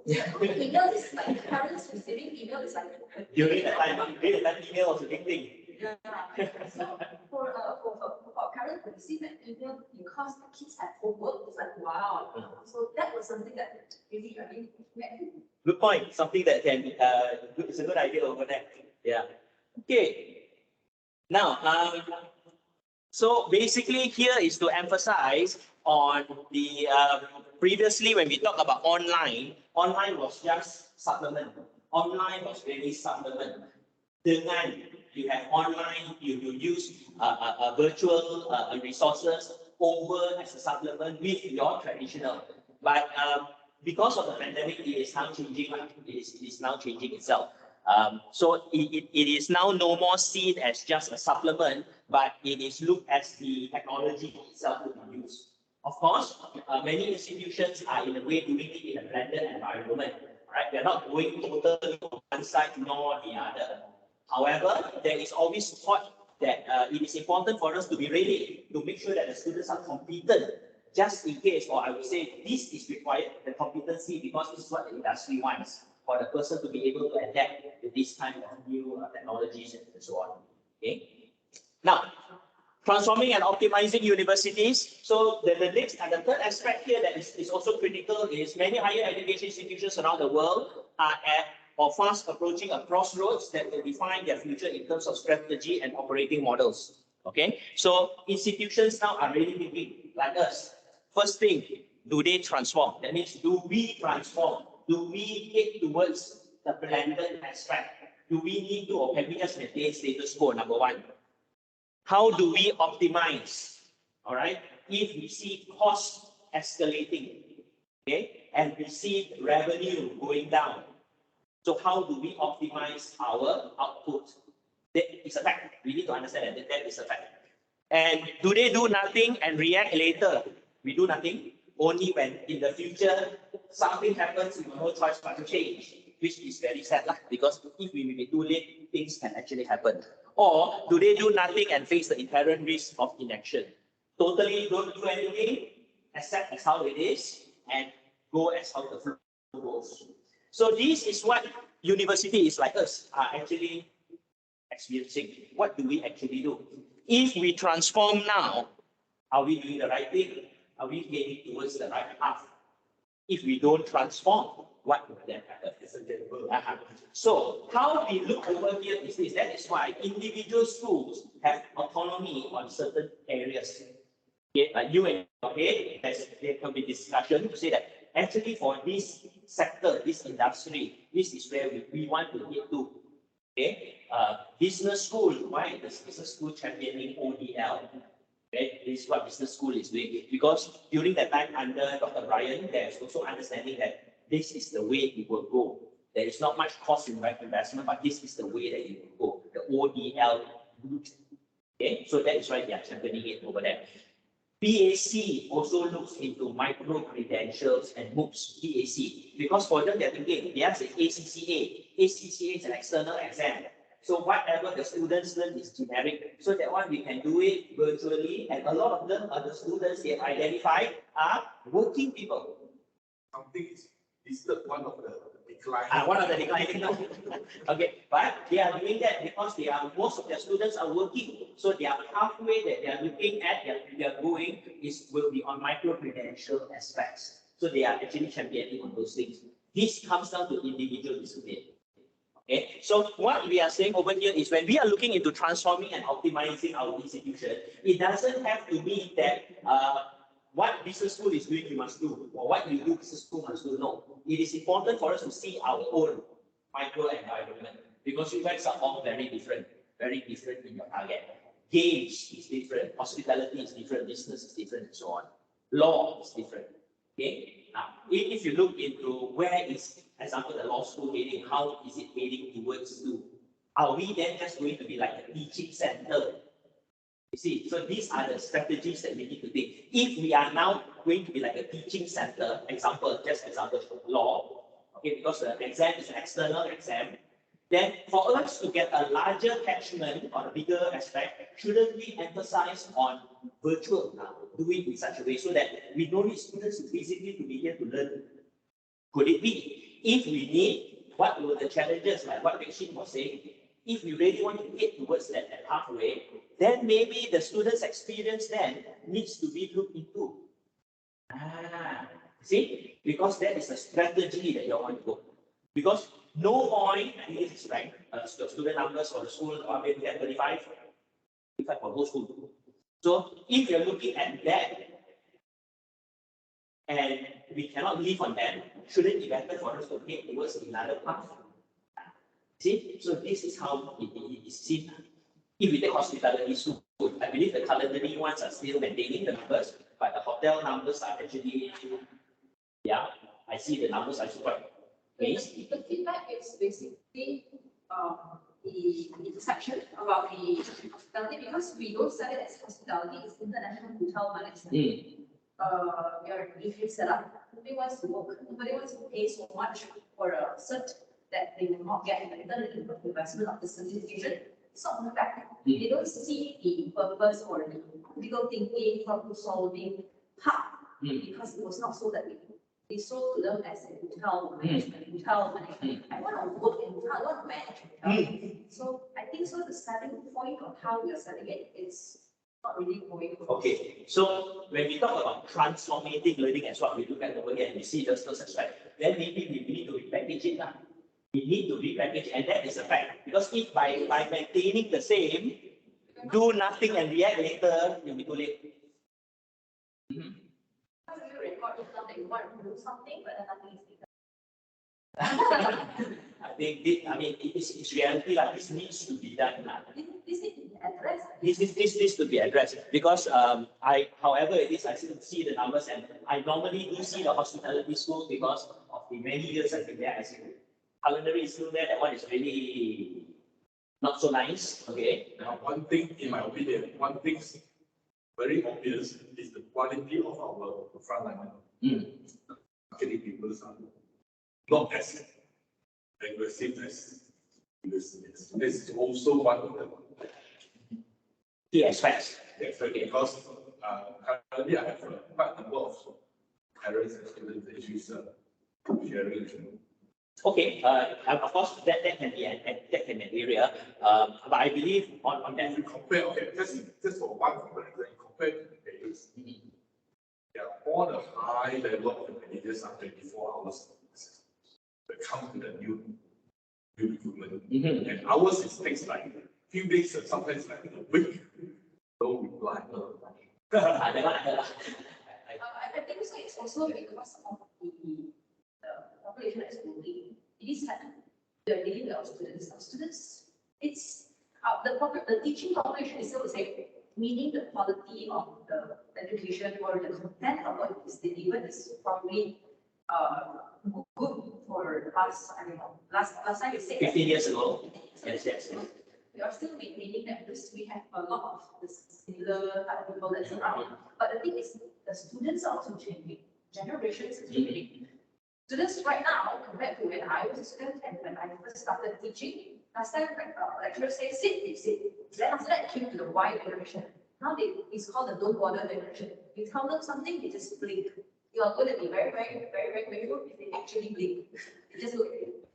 So it is also a generation thing. So our staff that we are recruiting to make all these things, it is better. So we also need to change as employer to manage this group of people. That's how, as a lecturer, I think I have to change because the students are changing. Nothing to do with whatever the content of what I'm teaching, but how I'm actually being, so that the message is being sent across. I feel that I change a lot. I cannot be the old small population when I first started. You have to adapt to that because that is also transformative. Yes. It is true. Our students are one. Yeah. But of course, all of these changes that you do, this adaptation and so on, it mustn't, what you say, if it doesn't affect the quality of the product, it's fine. You need to adapt so because of how the students are evolving. Okay, but that is what transformative learning is. Yes. That is what it is. We need to consider all of those elements. Yeah. For some, for me, university to or university transform. I think so. It's not just one element. It's generally everybody needs to transform. Everybody needs to be on the boat of this idea. That's why I think yesterday's session I really hits a lot of point. With a lot of different points that he had actually mentioned. The personalization experience that we are lacking, and I was happy yesterday to hear that, oh, okay, it is not just focused on the educators, the lecturers. Now everybody play a role. And somebody realized that. And now somebody needs to do something about that. So, I think so we are getting there, but we maybe need to get there a little bit faster. The speed is going, we are going there. So the nice thing to know is we are going there. We need to be faster. So a lot of people are actually Basically, it's a personalized experience aspect where the students are here, the whole experience of the student, not only in class, but also in other departments, which is definitely, that is actually one of the key purposes to, like yesterday, the thing that we followed that we had, one of the key purposes. Can you explain what happened yesterday? Yesterday was a session. Yesterday was a forum, the one that we sent out online. Okay, maybe you had class. Yesterday, there was an invitation for a forum that what we are doing now is basically one key aspect is on personalized experience, students' experience. So there is a forum, a series of 9 sessions done by individual heads to talk about students' experience and how to inculcate and better students' experience, and students' experience not only academically. So this series that the one that we did, this one was the initial one, more academic. After that, we also have those with A and B coming in and so on. These are all planned already, because all of them play a key role in students' experience, which also comes to us that we also want to emphasize that a working relationship between departments. Okay? Because we have identified that at times when, if let's say I don't like to talk to him, okay, he is in another department. So because I don't like to talk to Jackson, every time Jackson scolds me when I ask him a question, I don't want to talk, so I guess. When I guess, I make mistakes. When I make mistakes, who suffers? Students suffers. So we have found out that these things happen. Do the best of us. So that is why we want a clear understanding to say that every department is a cog in the machine. Every department is a cog in the machine. Okay. So is it just going to be Yeah, so that's the question, yeah. Is it just going to be talking and not doing anything? Okay, then yesterday's one, actually, we did that yesterday. Oh, yesterday one, it was opened by CEO Jennifer herself. So it was good. So she is the one that's also putting emphasis on it. That this is something that we need to look at. Because when we always look at it, there's always the aspect that as a teaching institution, we only look at lessons. That is only one part. The whole experience is other parts itself. We hope not. Okay, so what do we see? Transforming and optimizing universities, borderless competitors will be offering programs within the territory, assuming other catchment areas now is going to be borderless. You can take Australian degrees, you can take Scottish degrees, you can take American degrees, and that is number one. Number two, this is something that we see, shorter courses and degrees. People now are afraid to commit 4 years. 4 years commitment for a degree is scared. 4 years what's to happen. I want short. This is another aspect. 3, digitally native cohorts. Sometimes we are worried whether we can do online and so on. For the past 2 days, I was part of the committee of selecting the valedictorian. Okay, so we have students who come and say, so we ask them, hey, for the past 2 years online, how? Yeah. Can we are actually quite used to it already. We know how to use. Students adapt very easily. They can adapt. Those are the outstanding students. Of course. Low achievers. Of course. Sometimes low achievers, it may not be only on, it could be the self-motivation. But this is just a snapshot. I'm not saying all. But what we're trying to say is these digitally native cohorts are actually very true also. Right? So we also need to accept the fact that certain of these things that we do can adapt to them, and for them, it can be like fish to water. Take the initial stage of uncertainty, after that they can go. Don't you see again? Don't you see? Is it from 70% of the dropout decided to drop out without continue? Those belongs to the average achievers, and the low achievers. So our education focus should be addressed to those people rather than those high achievers. It could be, that could be a target also. That could still be a target. That is also transformative. If your school or institution decides that that is the way to go, it can be. See now, not all institutions need to target only the crumb a la crumb. No, you need to understand that is what transformative learning is, for us to realize that it could be a strategy that we want to look into. If you look at the bell curve, actually average students are average achievers students are remaining the biggest pools. The biggest pool, the biggest pool. Yeah, definitely. Because if you look at that curve, definitely you'll be in the middle there. Okay, now experiential learning. This is a big demand now. This is something which there is a big drive where we find that it is important. Here it is growth of learning by doing. Okay, the doing, learn, you do, you learn, and by doing, you learn. By doing, you learn. This is called experiential learning. All right, and this is something which we there is been taught that it is something which will further encourage and drive the quality of our students. All right, and of course, lifelong learning. All right, lifelong learning in the students, that learning just doesn't stop. That is why there is a big push for micro-credentials that are stackable, right? Stackable. So students now do not need to complete the program immediately. They take things as they go along, they will stack. This is where it is going. Okay. Competing at scale. One here we are looking at here is when you see using of technology and how we can use technology to compete at scale over here. All right. In a traditional sense, this tool takes 58. Okay, but if we do the same thing virtually, or in a way, maybe not use the word virtually, but in the E element, it can take 580. So we also need to look at here. Certain things for our institution, there are certain cost factors that we cannot move. All right, because profit is actually revenue minus cost. Then you get profit. So for you to maintain your profit, these two can only move on and now. You either increase revenue or you reduce costs. So, or both, of course, or both. Definitely both is the best. But in reality now, the numbers not going up. So this one needs to go down now. So how do you reduce costs? Sometimes you're looking into scale. We need to scale things up. How do we scale things up? We need to scale it up by using technology. Could we use technology? All right.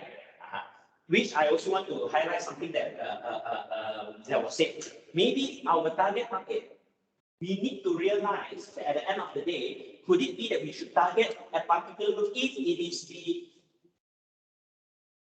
very crude for me to say, if it's not the crumb a la crumb and just the middle one, or just the middle lower, then let's be realistic. That is where we are targeting. Not all of us needs to target the top. Okay, we need to see which section that we would like to target. However, if we are targeting that section, you are going to experience problems. So, because it's going to be that Idan attitude kind of students now. Then we need to understand, and transformative learning for us, we need to understand that if we are targeting that and the students coming is tidak apa, we need to transform them. We already know this is the product, the problem of the product. That's the raw material that is coming in. This is the problem. But because we want this raw material, how do we then change them? Not to be perfection, but to be able to adapt. That is transformative learning. Transformative learning is the reality that we know that this is where we need to head to. We need to head to that, and this is what we need to do to get to that. This is what we need to do. Okay. So earlier on, I stressed on one institution that is very proactive. It's actually Taylor's. Taylor's. For those of you who, if you're free to go and search the site, Taylor's allows students to be adaptable. They have this thing called Taylor's curriculum framework. Taylor's curriculum framework. You read about it? Interesting, right? You join a program, you are allowed to pick X number of credits. These are what we call electives of any discipline, open discipline. Engineering students can do pastry. Engineering students can do design. My son just joined. Oh, your son just joined. Okay, so you see, he doing his degree there.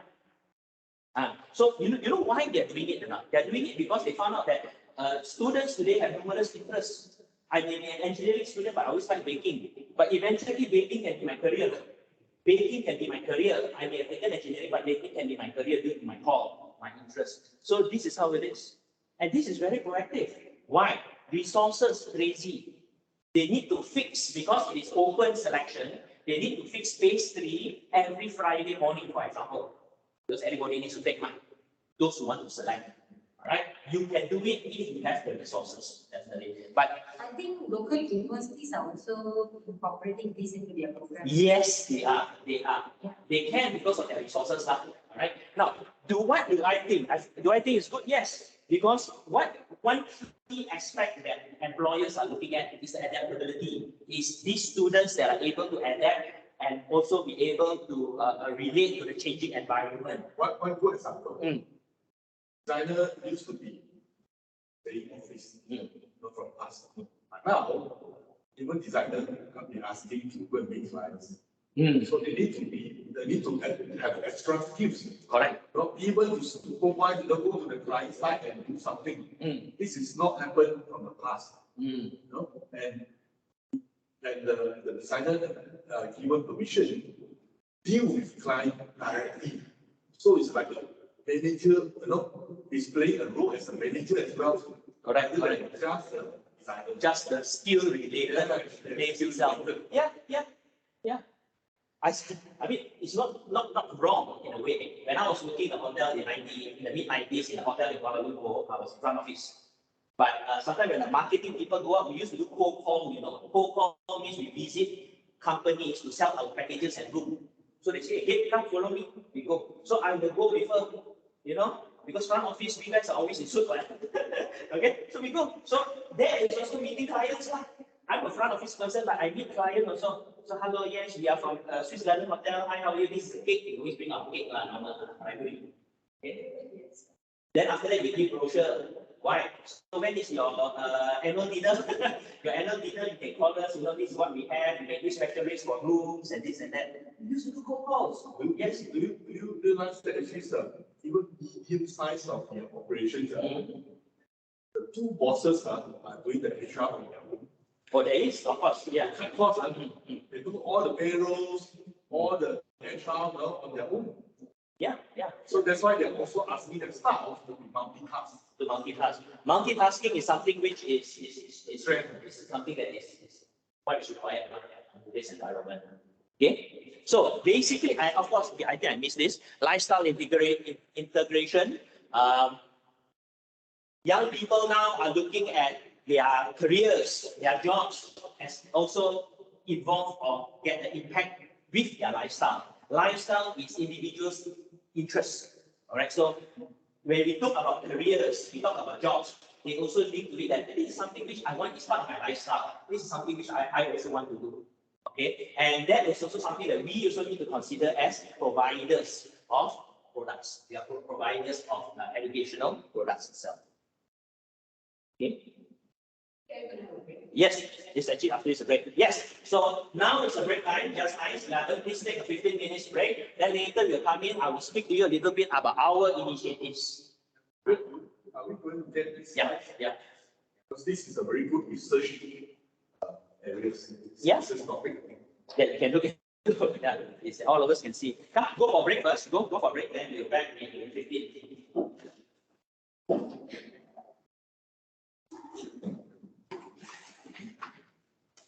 Okay, some of your students are in Switzerland now, is it? Yeah, flying now, flying back. Oh, flying back already. Okay.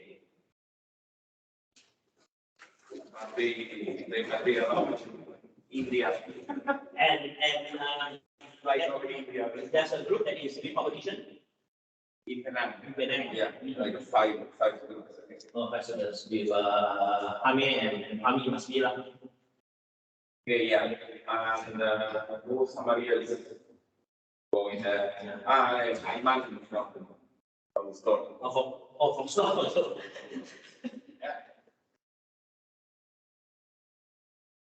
Now, the thing with this hybridization is that it's two different experiences. I mean, this Physical. here is the experience we are used to, and online is a less superior experience. Superior and cannot be any other way. Yes. It cannot be fixed unless there is somebody else taking care of those online, coordinating questions, interrupting you to introduce those questions. And if with one facilitator only, it's face to face, one experience, online, a different experience. And it's not negotiable. Yeah. The part about you put right in the toilet. No. The part about the support staff over there. Some schools do that. Some schools, so what they do is, if they're doing one where there are a lot of online students, they can get one of their friends, but this is on their own accord. And they say, can you just if there's any question. So that lecturer may not be physically here, maybe in the class, but she joined online. Any questions, then she will just, excuse me, there's a question from or something like that, support. So the person may not be alive. I know some schools that actually do that. But what you say is totally true, because the environment, like for me, I'm waiting for any props over here. If there's a prop over here, then I know that's the question. But other than that, it is difficult. It's difficult to blend in both sides. It's very true. Yes. Yeah. And another thing I know is probably impossible for you to do, but if you could turn one notch down your voice, the volume of your voice, Is it not? you are like delivering to 60 people. No, you are speaking at that level. Oh, okay. You don't know, like, it's obvious that you don't know. It's not. That's why telling you is pointless, because it's not that you can consciously do. You go that way. That's your delivery. You know? It's so easy to think us. Yeah, it's energetic, and this one that has this echo effect. I tell you what I will do is later in the session, I will try to take it down a little bit. No, seriously, it's good for me to know. So, but I also know that is very difficult to manage, because you can start like this, but then at one point you have experience and you go back. It's hard for me to do. It's almost impossible.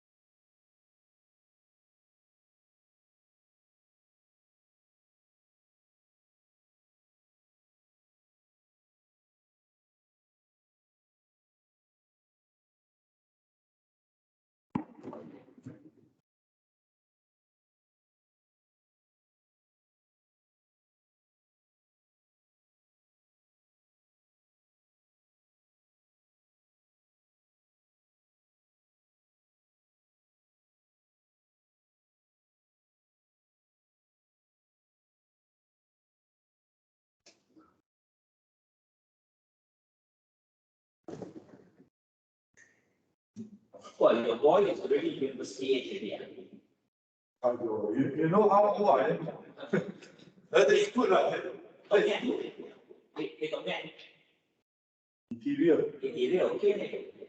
I asked him to go to, I offered him to work with me, he doesn't want. Oh, okay. It's very career driven now, you see. Nowadays, it's a very stereotype of the new generation. They already have ambition. They want to get something before 30s. Oh, So they want fast. they want us, yes. They don't have this thing of patience. But it can be a good point also. Architect in actually it's almost like school dropout. Not interested in academic. Okay. Only the last 5 months before SPA, I told him, if you want me to give you education, you need to have a minimum qualification. So he did it. Only the last 5 months he pick up, do something, and then he got 3 days. So okay lah, not stupid. It's not stupid, but not our academic, our education today's is already out. Secondary school start. I went to see the stuff all out. So he went fast. So I architect him lah. So also same course. I sent him to first university to learn the basic diploma. So he learned it very good. Okay, like this and become top student. Then he told me he want to run his business. The other 2 partners, good friends. One went to Taiwan and one is like also I think it's India. So to India they want to do business. So and he requests to go tailors because of the networking. So okay lah, very expensive, no choice. He knows what he wants. He knows what he wants. He learned, he make so many foreign friends. All this Malay from back from New York, all this is what he want. Networking. So very expensive, Of course. one semester 70,000. Tailors one semester 70,000 for degree. Yes. And it is we're talking about how many semesters? 1 year, 3 semesters. For intern also they charge 10,000. For intern. Internship also I asked why we need to charge. It's not expensive. And they have students.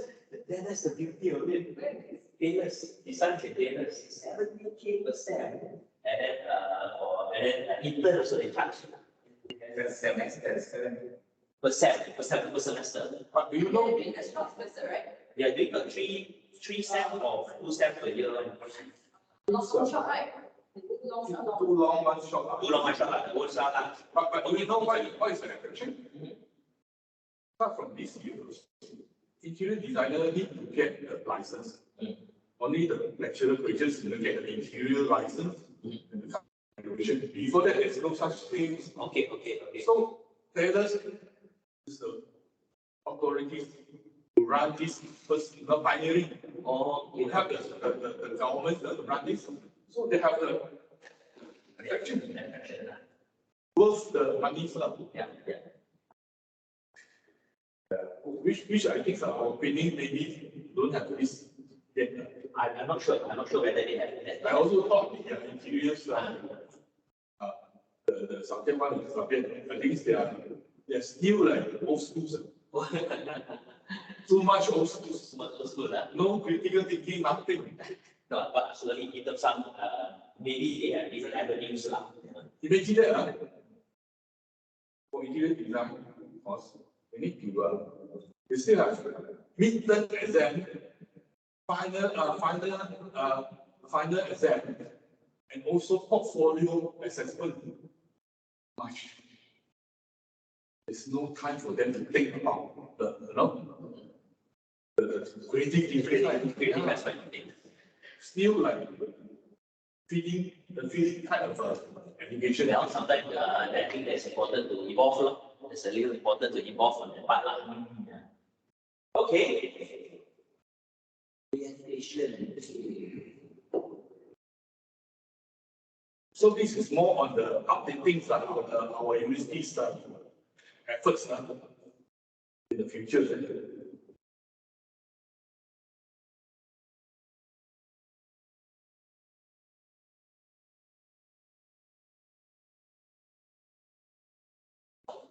At the time, I know you, seen you before. But how about these ladies? I never seen you before. Oh, you not seen me before. I have been here for so long. I'm in the same. Yeah, from which school? So of Dublin. Of same schools. I never seen you before. It was my actual birthday. Have you seen him before? Yeah. I mean, we are not together. Yeah, See later. many years. She's been our colleague for more than 10 years already. 16 years already. Maybe she's very good last time. So 10 years already, I think. I always have a staying training with you. No. Because I'm harder to not see. I'm hard. Because you are unique. The campus used to have many aspects, but now they not many left. Okay. Few foreigners. Oh, yeah. Yeah. All right, guys. Now what we are going to do is I'm going to just tell you a little bit about certain of our initiatives that we are actually doing over here, pertaining to be transformative. Sorry, that means what we are sharing to us today is already in the pipeline. These are already in the pipeline. So certain of these things are already in the pipeline. So I'll speak to you all a little bit about what things that we're actually doing. But this is only a very small part of what we can do. My main purpose is the first part. I want you all to be able to go back to your own schools, to take the lead, speak to your heads, speak to your PLs, your ADHs, your heads. We need to take the lead. If no, then we are going to suffer. I do not want to bring doom and gloom, but sometimes you look at numbers, you look at this, you look at that, certain things need to change, certain things we need to try. We need to try, but if we don't try, we won't know. Okay, so that is where. What's your PL is not here today? Actually, I have had certain sessions with them already pertaining to this, the heads and the PLs and this matter. The teenagers and whatnot. I guess this is not maybe your PLs and whatnot. Okay. So here, the first one I'm going to touch a little bit on is on open and distance learning. This is ODL. I think I was emphasizing a little bit, and what micro credentials are. ODL and micro credentials. Now, to start it off, okay. Now, open and distance learning refers to the provision of flexible education opportunities in terms of access and multiple modes of knowledge acquisition. So one key aspects of ODL, we will look at open and distance learning is going to be more formal programs. Here we are looking at things such as like, let's take a diploma in business management. The reason that what we are offering, let me just take a step back. Traditionally, UOW is called a conventional institution. A conventional institution, we need to run programs that are face-to-face. Then in Malaysia, we have another kind of institution, it's called the online institutions. That would be like Wawasan, Open, and so on. Our licensing are different, total different licensing.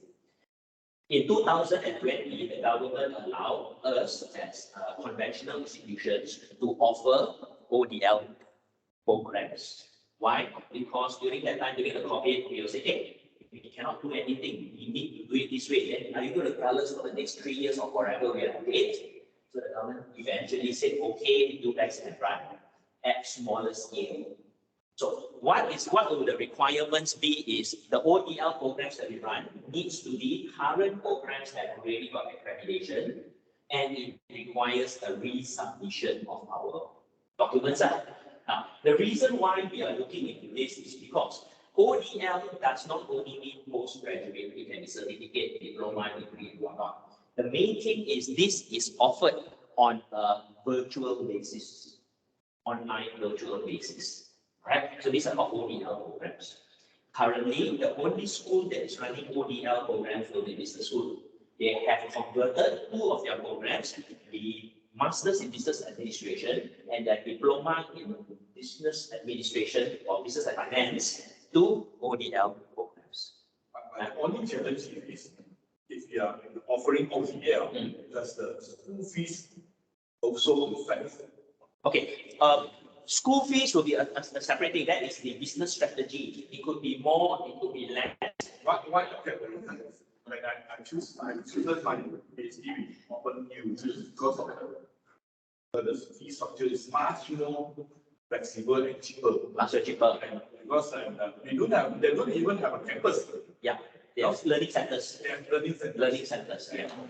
The school fees is make a Correct. huge impact. It does have an impact. But on our scope over here, so that is what we did. Like from 2020, we have started on this. Now, there is also another program that's in the process of going through an ODL, which is A levels. A levels. So, because A levels at the end of the day, the examination will be external. Okay? So three levels is now only. No. It's going through a process of doing documentation and so on. It's not ODL. Doesn't mean until it comes out, only we will say like. What about the SOBs program? Sorry? SOBs program? SOB is already, SOB, School of Business already do is ODL already. What is the response like? So far, we have MBA, if I'm not wrong. I don't have actual figures. I'm not in the school, but What I mean is their response and the feedback. Are they like happy with the ODL method of? Students, I think one of one student at the moment that recently signed up, so we haven't. We don't actually. It just started, because, I mean. Okay, maybe having the one student answers my question, Ah. which was, are these two programs that you cited as an example, programs that convert into online and are no longer offer physical face-to-face or coexist? Coexist. Coexist. Because the requirements for ODL programs are quite stringent. That means 80%, there are certain regulations which you read in the document, 80% of the course must, at least 80% of the course must be conducted online. Why 80%? Because like, even though you are online distance learning, you still can have students to come to see you and you can maybe once a month. So the 20% is more consultation. Consultation, but at least 80%. You can have 100% also online, but at least 80%. So some courses may be 100% online, some is one-time receive student. And students that enroll can jump from modality to modality. Let's say somebody that started the diploma face-to-face, maybe finds a job or relocate somewhere else and says, okay, my last semester I'm gonna do an ODL, or it's not obsolete. Since you started like this, and things like this, you mean your own name? Yes, let's say I start as conventional, then halfway through, if I am to go within, because the two programs are internal, we will need to do credit transfer. So it is horizontal transfer. Horizontal. So credit transfer of two types is vertical and horizontal. So this will be horizontal if it's at the same level. So same would apply for people that started like this, but then they And they go back to the side. It is possible because there could be aspects of individuals who are looking to that.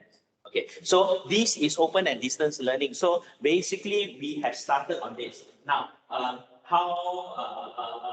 would say the numbers, in a way, I think that is an important question. And the moment as I think that answered, it's still smaller at the moment. Okay, now, so what allows is flexibility. So one key aspect is flexible. When we talk about ODL here, we are not looking at hybrid now, that means most of the classes will not be, let's say, students sit there, I do class. Most of the classes will be run using SIMS, self-instruction materials. SIMS, self-instruction materials. That means, okay, I want to use it as Coursera. Same like Coursera. Like that. So Coursera can have readings for you, can have videos, can have many things, all right? So it doesn't mean ODL, it needs to be I'm teaching the lesson virtually, no. You can have maybe once a week, up to you, but it doesn't need to be that, you see? So it's a lot of self-instruction materials, okay? And it's because it is flexible, so the students did not, the whole idea is students did not go to a class at 3 to 5. I want to do Coursera and do 2 in the morning, it's up to me. Asynchronous. Sorry? It is asynchronous. Asynchronous, yeah. Now, access means opportunity made available to all, freeing them from constraints of time and place, and multiple modes means use of various delivery systems. So you can use different delivery systems on this ODL method. Okay, now, if you look at ODL method, it actually came from previously what we call post-learning, learning through the post. Traditionally, we have the post-learning. Jarak jauh. Yeah, in Malaysia, we have this thing called, they give you, you join, they give you your thing, you do, you send back. Right? So this is actually quite simple because when they give you the SIM, self-instruction materials. So now it is in the virtual aspect. Okay? Now, so we do have this. Is this the way to go? Why? Maybe yes, maybe no, I have no answer here. When it was opened in 2020, a lot of institutions went to do this. Because it was like, we had no choice. That was what we do. So everybody gave us and so on. Are they getting good numbers? I don't know. I don't have statistics to say that now. Okay? So what we say, many institutional, traditional universities are transforming from single mode to dual mode universities. So this is single mode is like us. Traditionally, we are conventional. So now we are looking into more dual mode because the government allowed us to do that. Okay, and of course, one key aspect of developing programs is the aspect of return on investment, ROI. The thing about this ODL is the initial investment, the development needs to be done because you need to develop your self-construction materials and so on. But in a long run, the cost diminishes very fast. The cost is initial then it goes. So if you do it properly, it can make money. If you calculate the general cost. A lot of things students do, assessment, you have a person to do the background assessment methods and so on. Okay. Now, to ODL, mushrooming of MOOCs, all right. Now, I think you all heard of this. It's called Massive Open Online Courses, MOOCs. Basically, it is delivered online. We hear this, is anybody can take. What they want is to encourage learning, lifelong learning by everybody. There is no requirement for entry, no entry requirements or so on. All right. So these are MOOCs. Okay. So And there is no time limit. No.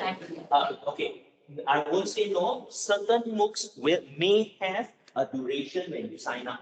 You sign up on this date, they say you need to finish in 2 weeks. But it doesn't mean that you cannot sign up tomorrow. If you sign up tomorrow, you also need 2 weeks from that. But certain ones are just open. So it depends on how that person sets. Right? The thing about this ODL and MOOCs we need to understand is totally different. ODL is very much like a formal program that we have. So when we say MOOCs over here, MOOCs is more open. Can you give me one example? Coursera. Have you ever searched into Coursera.org? Just do some MOOCs. Coursera is excellent. Yeah. And anybody can join. Anybody can join. Then you are recognized. If you want recognition, you want certification, you pay money, then you get certification. Okay. Certain institutions already accept what you do in Coursera as CT. Credit transfer. Credit transfer. Yes. Even there's a such. Okay. Credit transfer, I think this is a good point for me to talk about credit transfer. Credit transfer comes down to the institution. Institution gives credit transfer based on the validity of the other institution. We take tailors because tailors is under in Malaysia, follow MQA. Because under MQA, diploma, same level, we take the credit transfer. Simple as that. Certain institutions overseas will see Coursera or maybe Harvard School, online school, or MOOCs as equal of quality. So they may stipulate that if you meet or you cover certain of those courses, I will then accept you as CP. So it comes down to that. Do we take over here? No, because in Malaysia it's very straightforward. Malaysia credit transfer will only be done if the credit amount, the hours, and so on. Shocked recently the article mentioned that Philippines University actually taking the Chinese students postgrad, and they can do all this like what called distance learning, and get it done within like a few modular basis or few months only. Get your doctorate. Okay. How they do at the back end, it individual, but that is how it is. So that is why I have seen articles of, or I mean, I've known of institutions recognized who actually accept online institutions, I mean, this kind of Coursera and so on. If we have certain certificates, they can recognize. Do we? Because we are governed differently. Malaysia is governed differently, so that is where the challenge is. Now, in the future, will we continue? No, who knows? We don't know. Maybe there is a recognition and see certain ones will be recognized. Okay. Now, so that is ODLs and what? Now, now this is taken from actual document. A program is deemed ODL program if more than 60% of the courses offered in the program gathered via online distance learning. Total 60%. One program has 30 courses. So out of the 30 courses, 60% is online. It will be then deemed ODL. Okay. And in order for the course subject to be considered as ODL course, at least 80% of the students' learning time must be delivered open or distance mode. Okay, so it's like this. Let's say you have a diploma in hotel and tourism, 30 courses. Out of that 30 courses, 60% of the 30 courses, 18 of them are done online. And what is online is 80% of the course content is virtually, then yours will be deemed as an ODL. And that means if you want to run it in that way, you need to do submission. Now, you may ask, yeah, what about our current courses that less than it, 50% are done online, right or not? It's called blended. We are blended institution, so we are only saying 30% of the cost. And for that, we then need to submit. No need to submit. Within the guidelines of the regular. Yeah. That is government actually encourage do. But if you want ODL totally, you need to do a resubmission. This is a resubmission. And we talk about those percentages. Does it mean that a part of a subject, a percentage of each subject can be done distance learning, or certain amount of subjects that total a percentage of the total program needs to be online? So the first part is 60%. So let's say your diploma has 30 courses. Out of it, 18 needs to be online. And the definition of online is here. 80% of the course must be, or students' learning time must be online. So that is how it is. So for example, remember we were talking about the MBA, that is ODL. It is very much on meeting this criteria. So good question. There could be a time in which we operate in a way in which students could decide semester after semester for which subjects for the next semester they enroll face-to-face or online. No. And if they are a total less than 60%, it will still be a normal right? DIHTM. So under, let's say you submit ODL, service submission, you will have two programs. You will have conventional and you will have ODL. But that is the opposite of flexibility, my friend. No, but that is how it is. So you will have DIHTM, you have conventional or you have ODL. So let's say your student signed up for the ODL pathway, they are under ODL. So they sign up under ODL pathway, this is what they will get. This is what they will do. And the one that signs for conventional needs to come to classes, don't know what. The one that signs up cannot take some subjects online. No, cannot. Unless they do horizontal means, remember your first question. This is the opposite of being flexible. But that is how it is. That is how it is. ODL and that part. Unless they do a horizontal means I join conventional.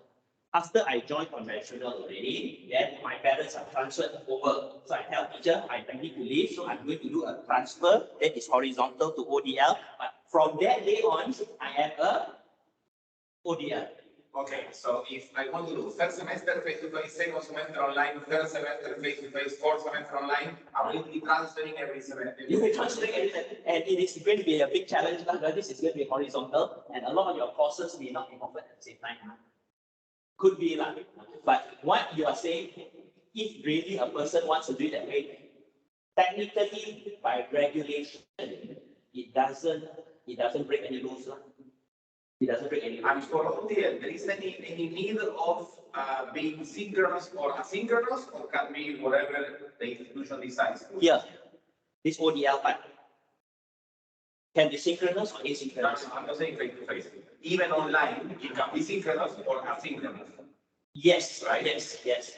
So is there any word for that? No, I give you an example. Let's say we are running ODL class now. Today I'm doing virtually. My students are looking at me. So synchronous. Okay, dear students, tomorrow they follow self-instruction materials. They don't even see my face. Correct. Yeah, no issue. So it can be done 100% asynchronous, It can be done 100% asynchronous. or it can be done 100% synchronous. Correct. Online. Online, all right. But the problem is that one will defeat the purpose of the flexibility. Students may say, this is not what I want, so you are losing out from that. The whole idea is this one encourages lifelong learning. Lifelong learning. You see, so that the student can learn on their own. So because we encourage lifelong learning and can learn on their own, it should be more asynchronous. It should be more asynchronous, following the self-instruction materials. Seems. So recently we received the email from you about the 70-30. Oh, the blended learning organization. Yeah. So 30% can be done asynchronous. Yes. Okay. Let me take this question. Basically, we are a blended learning organization. Being a blended learning organization, we have set 30% for all courses to be done virtually. We used to work virtually, synchronous or asynchronously. So the best way to look at it is that 30% can be done using the same self-instruction materials. So the students will learn on their own. However, they need to achieve learning outcome. They still need to achieve learning outcome. And learning outcome needs to be assessed learning outcome every time in a lesson. I give you another example.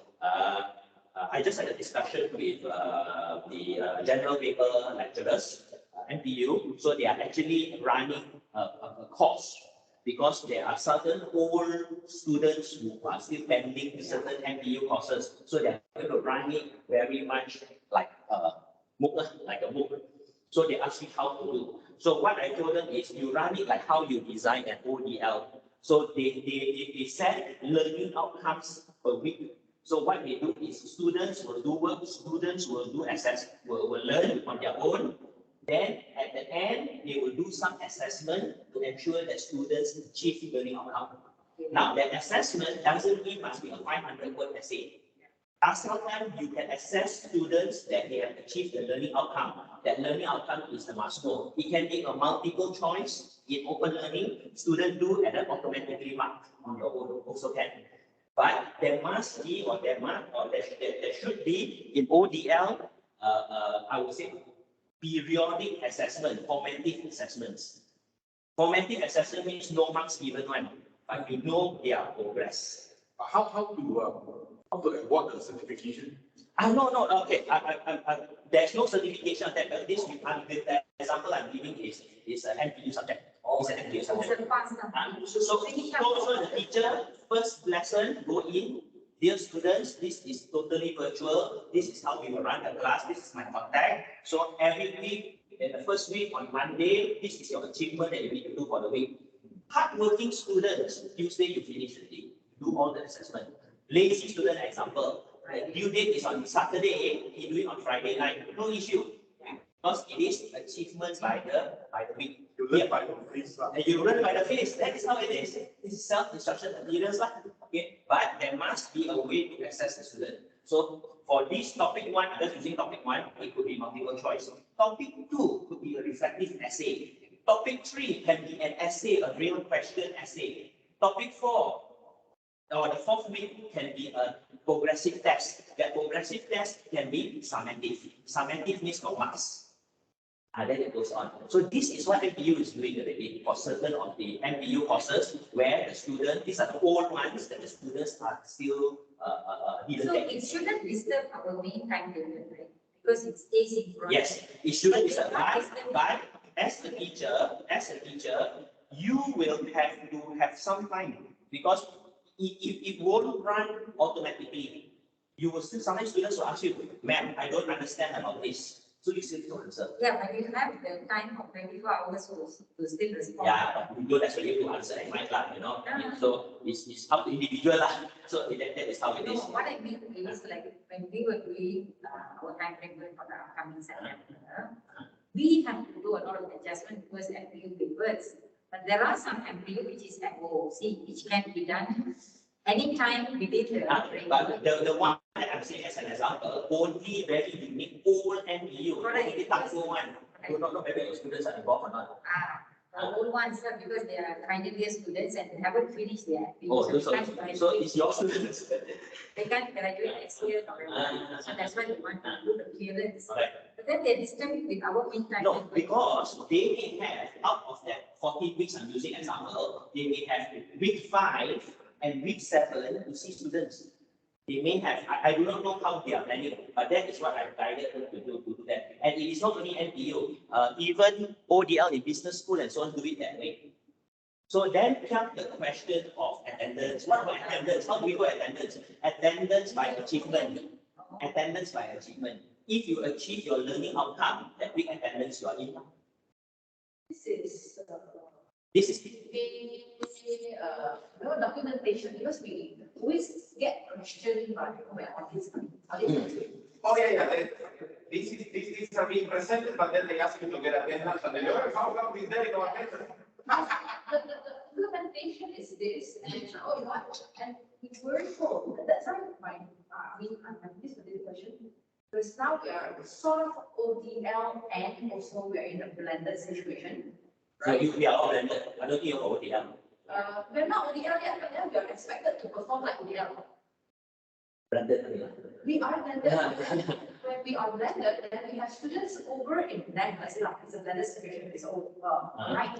So we try to, as much as possible, cater to the need of the students. For example, let's say that you have a new request to do a virtual or merging of classes, because when I have not enough staff or we don't have staff to teach one particular subject. But we have a lecturer here that's teaching physical class here. So the suggestion was to go hybrid to maintain the benefit of learning experience for our students and also offer this particular opportunity for them, which I think so is fine, right? But no, just go virtual, easy, because all the documentation is the same. Because documentation for a hybrid session, you have to sign attendance, then the dilemma cannot sign, and how? So these are questions, right? Attendance is. Okay, all right, okay. I tell you what, okay, can I handle your question after this personally? I can give you solution. Got solution one. Okay, I think this is on the attendance part. Technically, the one that I sent out is for virtual ODL type of teaching. Attendance will not be taken physically. It is the outcome of the student. It is the outcome of the student. So that is my practice. What's the outcome? What the meaning of Outcome is this. Week 1, you're doing my subject. You are required to achieve the outcome of to be able to achieve A, B, and C. Once you are done there, Once you're done with that, it's automatically that is how ODL will look into it, because they are supposed to do it on their own. actually, sir, Gabriel, we still not supposed to take attendance, but I think it's only our For the students under the review, we still need another one. because from the many years ago, you still actually, sir, if you come, you don't come. But you need to submit whatever you require to submit. That's it. No attendance. Over here is the compulsory mandatory requirement, right? We are practicing 30%. We are an academic institution that practices 30% of courses. 30%. Talking about attendance.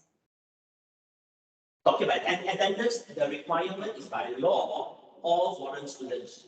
Foreign students. By law, all foreign students. But here, Foreign students are overseas, then it doesn't matter. foreign students who are even overseas doing our course still need to apply to MTS, something like that. Yeah. So long as that they are ODL, right, means they are not here, they don't need the They don't need the visa. And when they don't need the visa, they don't need to, they do not have to fulfill the exam requirement because there is no, I don't know. There's no requirement for renewal.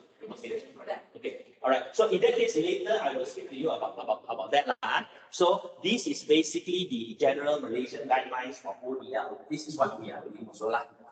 Okay. Now, next we have is micro credentials. So sometimes there's always a misunderstanding what micro credentials, what books are, and so on. Now, the term encompassing various forms of certification, including nano degrees, micro masters, and blah, blah, blah, and so on. So these are called micro credentials. Now, micro credentials can be virtual or can be physical. Okay, a micro credential can be virtual or can be physical. I can do a micro credential for a pastry course in KDU. It's still called a micro credential. I can come, I do a pastry course under, let's say for me, I learn, all right, I pay money 30 ringgit, but learn on my own. And if I want certification, I will do a test. And that test, let's say 50 ringgit, example. At the end of the day, I can be certified or I get micro credential for making black forest cake, only black forest cake, for example. All right. So we need to understand that micro credential does not need to be virtual per se. It also can be physical. Sometimes we call it a short course, whatever. The reason is because under micro credentials, there's this thing called stacking. Stack to stack.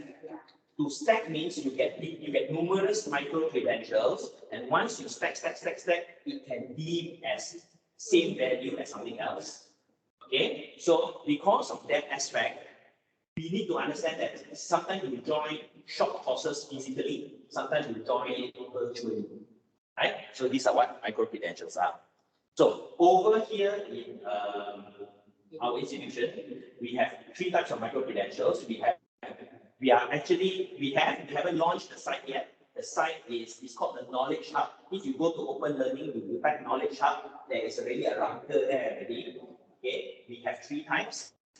These are called boosters. One is it's called halfway. Halfway are for people who do, at the end of the day, will be able to get credit transfer.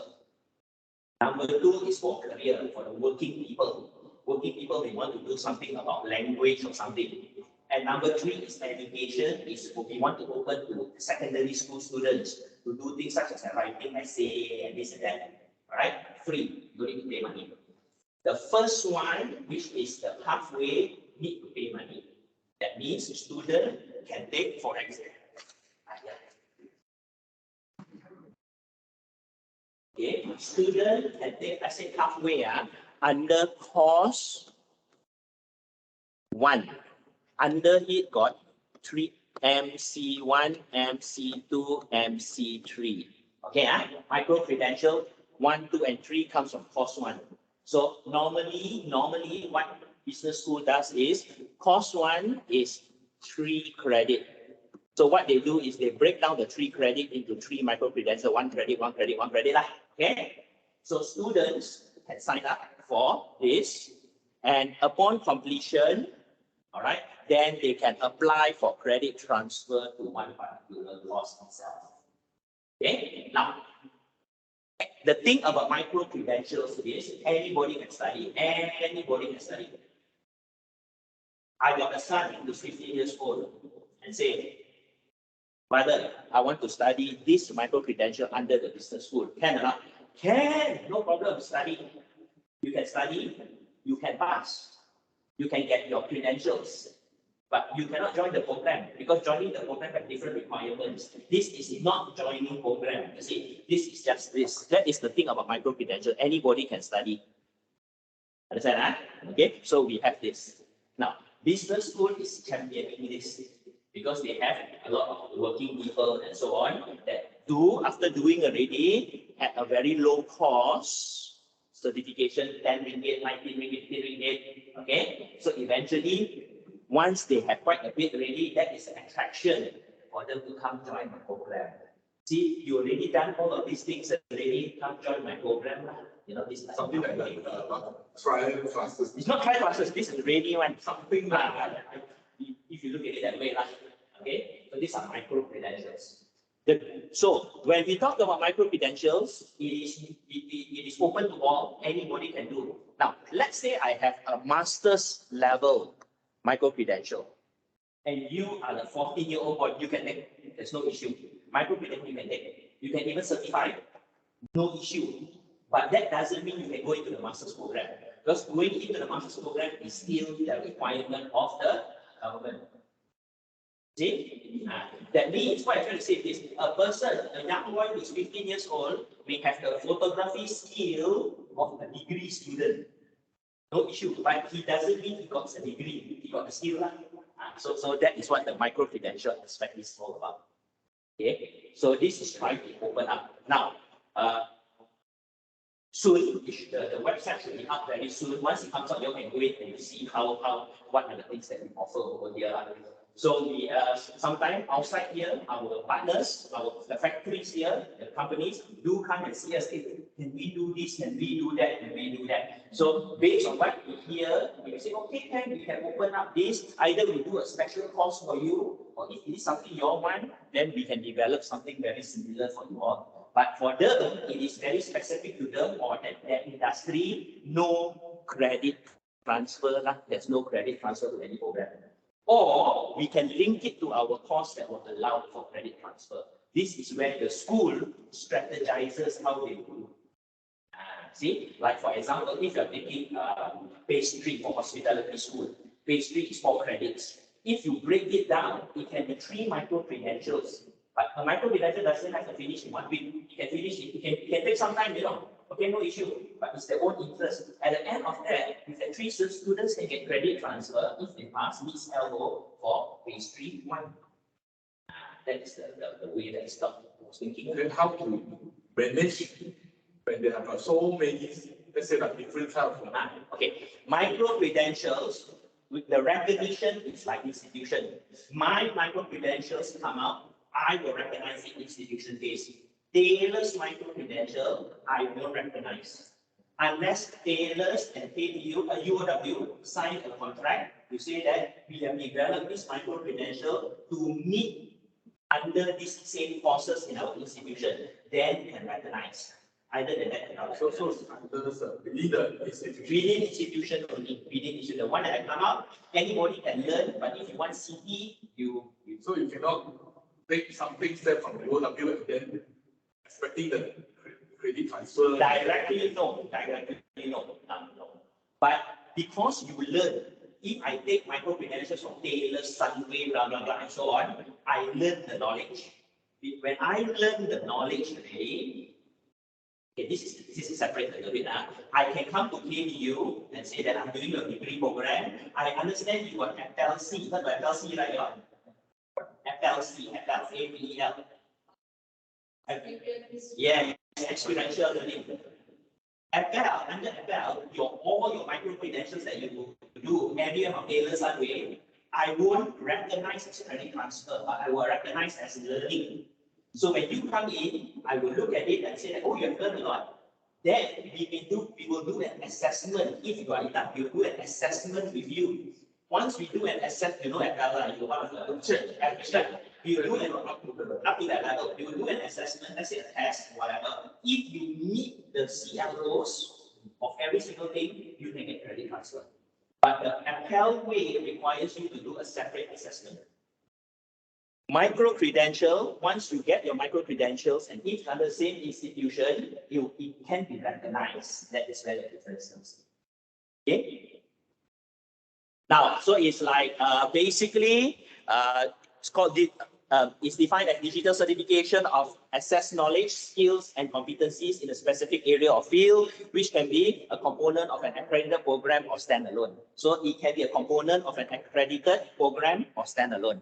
So remember, I explained to you the one to the secondary school and the one to the working adults, that is standalone. The one that you can get credit transfer is from an accredited program. Okay? So basically, key elements of micro-credentials under the guide. So our government gives us a guide on micro-credentials. Malaysia, everything must follow one. So this is the guide. And the guide basically, this digital certification areas of field. So these are the things that you got to make sure that our micro-credentials should meet in a way. Okay.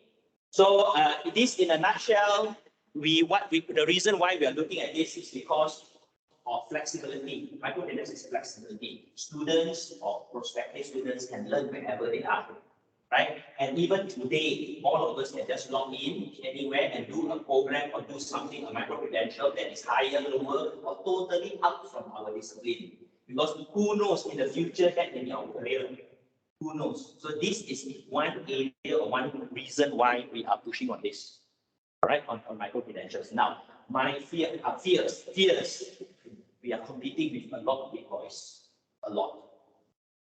Coursera is a big one. LinkedIn, Coursera. Shell skill is also one of the similar concepts. They are different payment systems and so on, but it could be similar. And a lot of the big players, if you're looking at the Ivy League institutions, are also having these kind of things. Okay, so what comes down to micro-credentials validity is recognition. If our micro-credentials that we come up is good, is recognized by the industry, automatically we will go. So people will say that, hey, you take a micro-credential from UOW, that one will be a plus point. All right? Until that level. So if I look at transformative learning, are we able to then achieve that level of recognition? So now I have this Introduction to Accounting by Taylor's, by Sunway, by KDU. If Pricewaterhouse accepts KDU1 as good because of quality, then that is the recognition will push us. So that is where we need to go. That is how it is. By the industry's perception. Everything goes down to industry. Everything goes down to industry's recognition. Especially when we look, remember I told you the three-prong, the one that the industry asks us to do one. The one that is on our individual cost one, no, nothing much, just our cost credit transfer. But for us to really push on that is that, now, can we make a lot of money? Honestly speaking, I'm on video here, I know my boss is going to kill me. No. I think it's not so much direct money that we make, but other aspects of benefit. It takes time. It needs time to build. We will have our benefit. It may not be directly monetary. It could be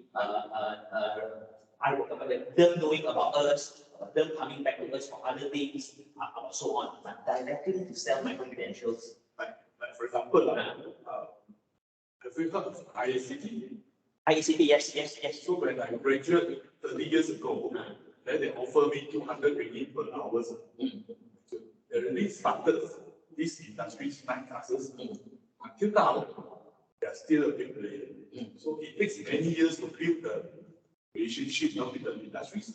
And then I think this is like another separate revenue. They have, I think, quite a number of 9 courses, which is quite equivalent to what we are trying to do. They do this kind of. Okay. Jackson, short courses and micro-credentials can be different. A micro-credential, the way that it's been delivered, and seen. Okay, so justification for micro-credentials, lifelong learning, we want to encourage that. It's alternative to the people. It is easy access. That is the main thing. You study on your own pace. I've done Coursera courses, but let me tell you, even I myself, I have joined many Coursera courses, but completed 2. Honestly. Why? Sometimes it's called discipline.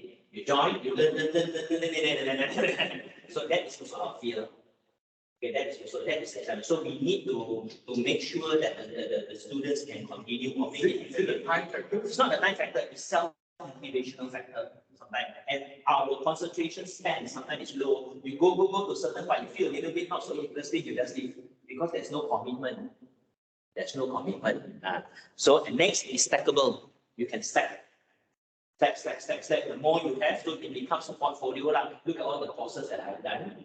And finally, recognition of non-formal learning. And under this is basically for the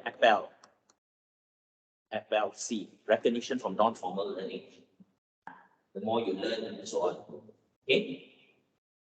Principles of good micro-credentials. What are the key principles? What makes a good micro-credential a good micro-credential? Outcome-based, personalized, on-demand, secure, shareable, and transparent. Okay, I want to emphasize on, I mean, basically all of these are key there. So it is outcome, you need to achieve something.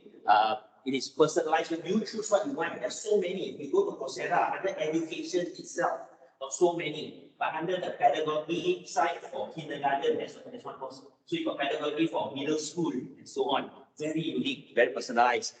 On demand, basically how you, as and when you want it, secure, shareable, and it is supposed to be transparent in a way that you know it's very clear. There is a certificate to ensure that you have completed and it is you that have completed. Okay.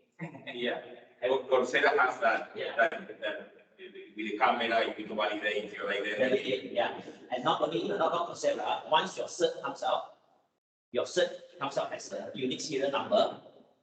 Let's say I'm your employer, I can just go to Coursera and say, I'm the employer, this one, can you check with me? They can actually check everything for you. Okay. Thousands and millions of people, no problem. Everything is there. Provide these up. It's there. So these are all very transparent. This is transparency. Okay. Okay, so this is Malaysia. This one I won't want to touch so much. These are general policies or micro credentials. So it is nationality for all, the naming and so on. So what I want to stress over here is in our country, here we have the table 4. Remember our table 4? Micro credentials also got their own MQA document. ODL also got their own MQA. Everything is guided. Everything is guided. Basically there for you to follow. Okay. And basically, if you look at it, let's say for a diploma, based on current entry requirements will be 18 plus 2. After the 18 years old plus 2 years also 20. If you are following the FLA method or FL micro credentials method, it is 22. Because to go to FLA, you need to be at least 20 years old plus extra 2 years. This is if you are entering through FLA methods lah, okay, or FL micro credentials lah. So what they're trying to say is this: it doesn't mean micro credentials you take and your recognition of it, you are going to 16 years old, 17 years old, you get a degree. No, you still need to go through the process. And in Malaysia, FL itself, sorry, for you to enter the program has specific requirements. I give you an example. Now, I think this is nothing to hide. Intan, our colleague. Intan did FLA to enter into a bachelor's degree. Okay, the reason because she didn't have the minimum requirement. That's normal lah. That's normal. So she could do it because she was above 21 years old. If I'm a student who just completed SPM, I have 1 credit for SPM. Can I do degree? Cannot. But I am 19 years old, 19. I go and apply for FL. FL will say you cannot come in. You're too young. You have no experience. You see? So what they're trying to say in Malaysia, there is also certain conditions for you. You will graduate. You should graduate later if you follow this method. Okay, understand? And of course, there is this thing about the recognition part where this now Jackson was asking what about tailors and something tailors and us. If tailors and us can be inter-transfer, can. That is multiple HEPs. That is multiple. So if we have micro-credential, we must have an agreement. Then can. Either than that, single HEP, just come back to us, no problem. And then we of course have stand-alone. Stand-alone are for those who are for industry. That one no credit transfer. No credit transfer. Okay. Now, why do institutions want to work together?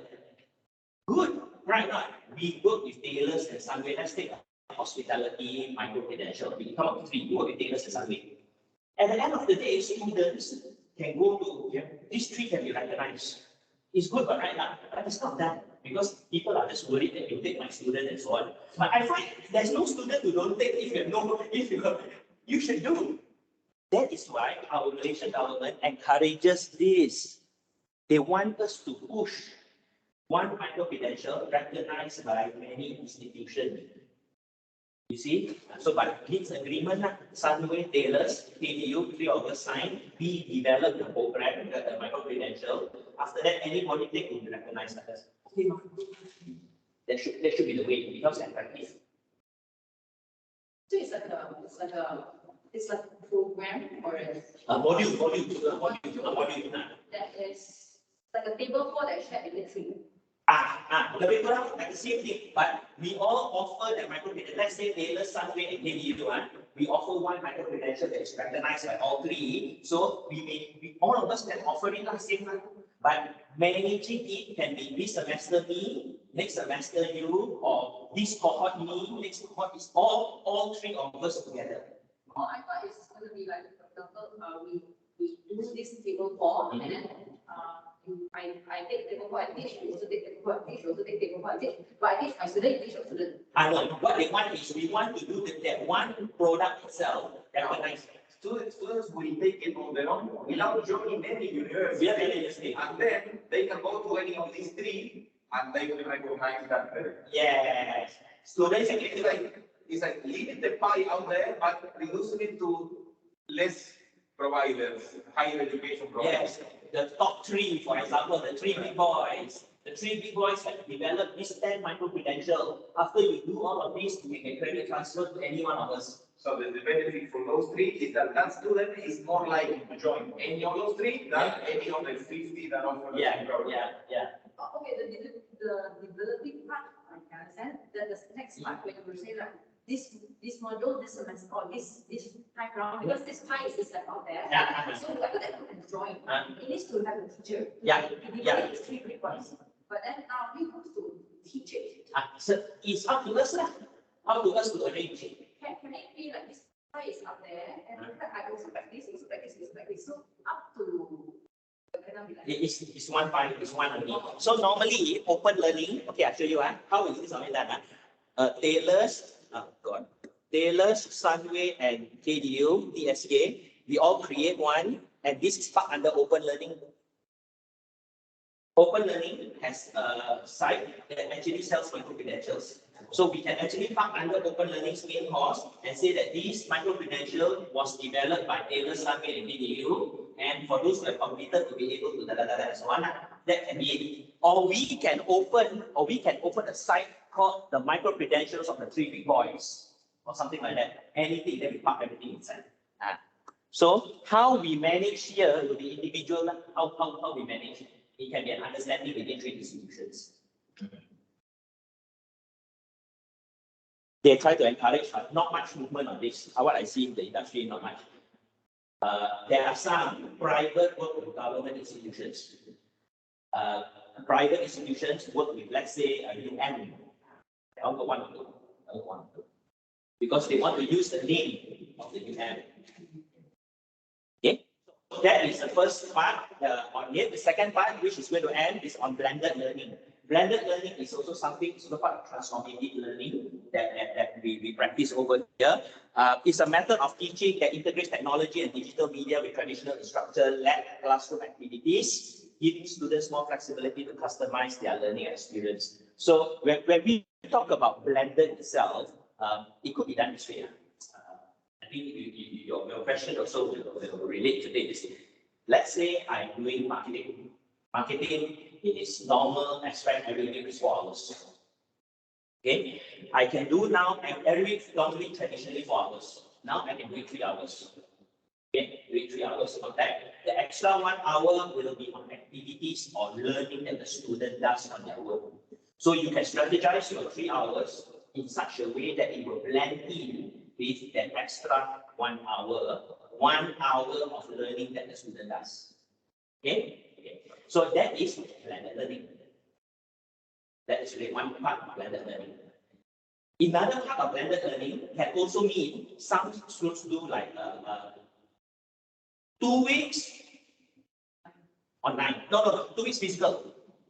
1 week, that week, same self-instruction materials. Students will achieve their goals.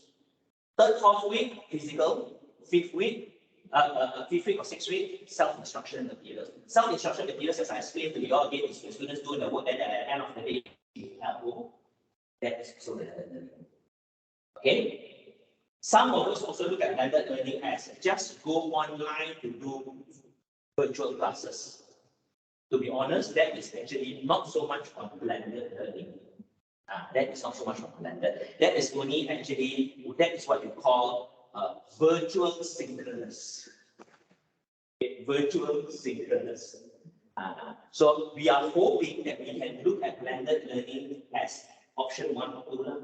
I like option 1. Normally it is 4 contact hours. Now I do 3, but I give students other activities on the first week for them to learn so that they will achieve their goal on that. So that is what blended learning.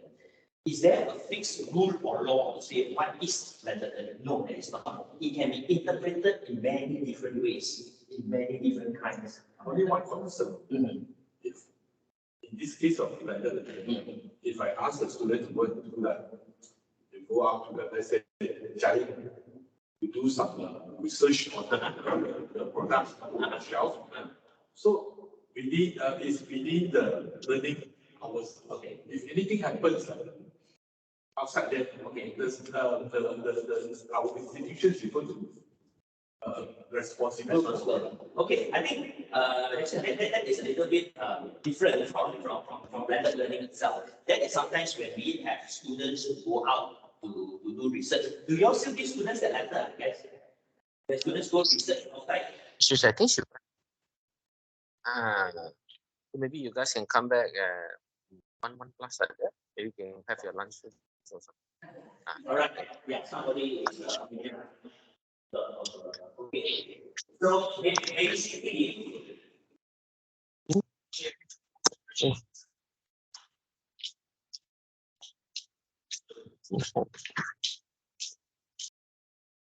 okay, you We flush the toilet anytime soon. okay, so the question is, if those go out, do you have letters now? At the moment, that has nothing to do with blended learning, but I do not know, I never did any additional reading or research on what other schools are doing. Let's say you ask your student to go to the hotel to do research. Do you all issue letters? We used to, but then also it kind of stopped because we also don't require them to. And then they do so much, for example, FYP, we go so much. We kind of. So it's their own responsibility already, right? So it's considered automatically It died in NCO. With NCO, it died. It dies. Okay, I cannot answer that because I didn't do any looking into it. Previously, I still remember going out, we used to issue letters, but now maybe, things have changed a little bit. Okay, so what are the advantages?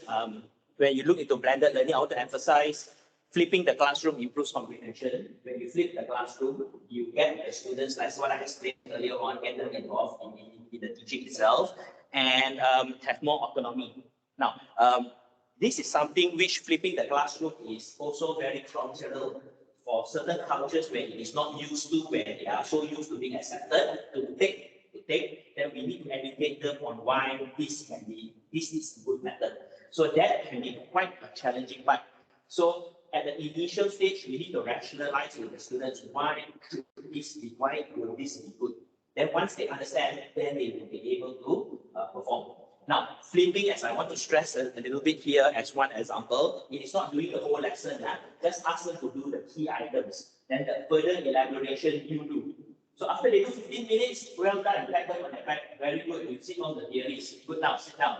Then you get in. See what the students say, the first P, product. What does product mean? Price, place, promotion, and so on. So you will still do teaching. You will facilitate, but let them start thinking, start reading on their own. Okay? This is something, actually, it's not new, of course. When I was doing my undergraduate studies in the 90s, my teacher, my lecturer in the UK, did that. Earlier, first week, he would say, very lazy fellow. But after that, you learn. Because her style is exactly the same. She don't say which group do, Okay, next week, we start the one. One year, the group will be selected to do this and that. So she won't say which group. So all of you, because you're going to be embarrassed. You're on your toes. So it's like, not me. Then suddenly you reach the stage that is, I want to be me. Because you did your work already, you see that. Then you're like waiting.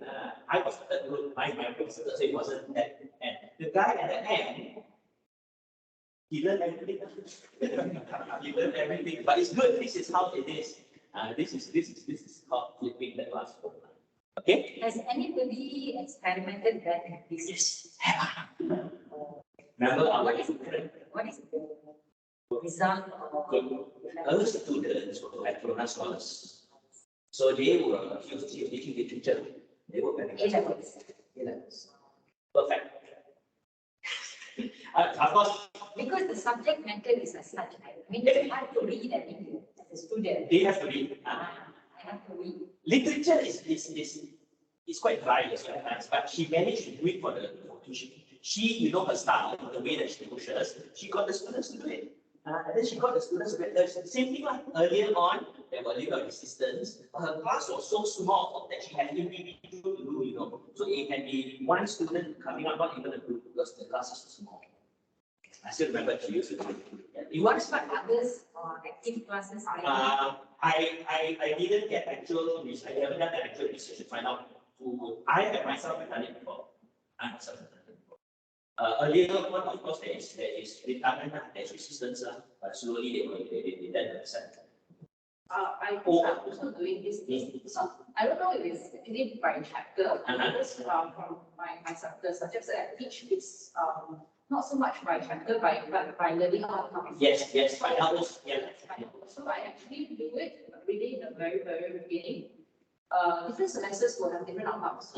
How successful it is. This semester just started, we are week 4. I have 4 transfer out to another major. So In other words, 4 transfer to major.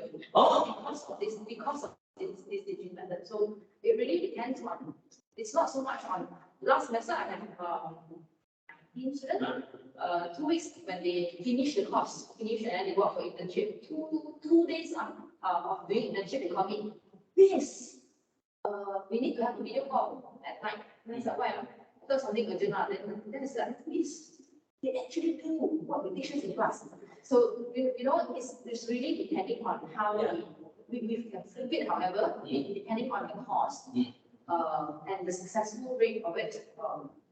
it varies. But flipping, any course can do. That's one thing, any course. It is a depth. That's why, as I said, don't get the student to do the whole learning outcome or the whole lesson. No. Ask them to do a part or the key areas, the must knows. I always tell them the must know, the key things. They just do that part 10.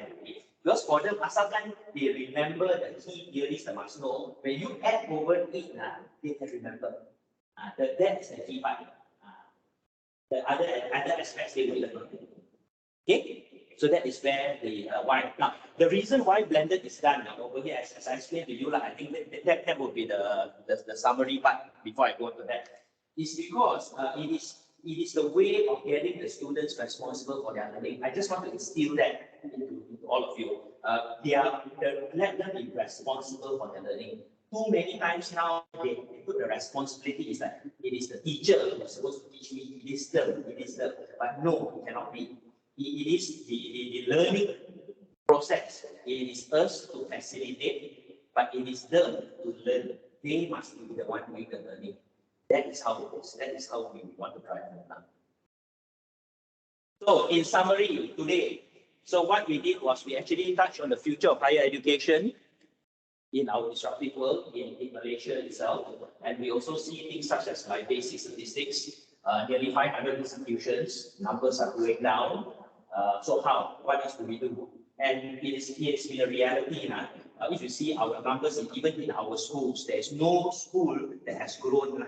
All right, it has always been shrinking. So where do we go? In this past few years. Can we say that it's the biggest institution they are, bigger they are suffering? Okay, cannot say so, Jackson, because I know of big institutions who intake for A levels are in hundreds. Also got Because the investment that already done there, for example, the campus, everything, in our part. Yeah, advertising. maybe, but when you look at the investment, our investments also, as how you see, all right, we are also really there in such that we have invested, all right, we have the infrastructure. Could it be, we need to see what are the strategies. I am not saying on any one strategy better than the other, but what I'm saying is even the big boys, some of them are losing numbers in certain places, like hospitality numbers are going down across the board.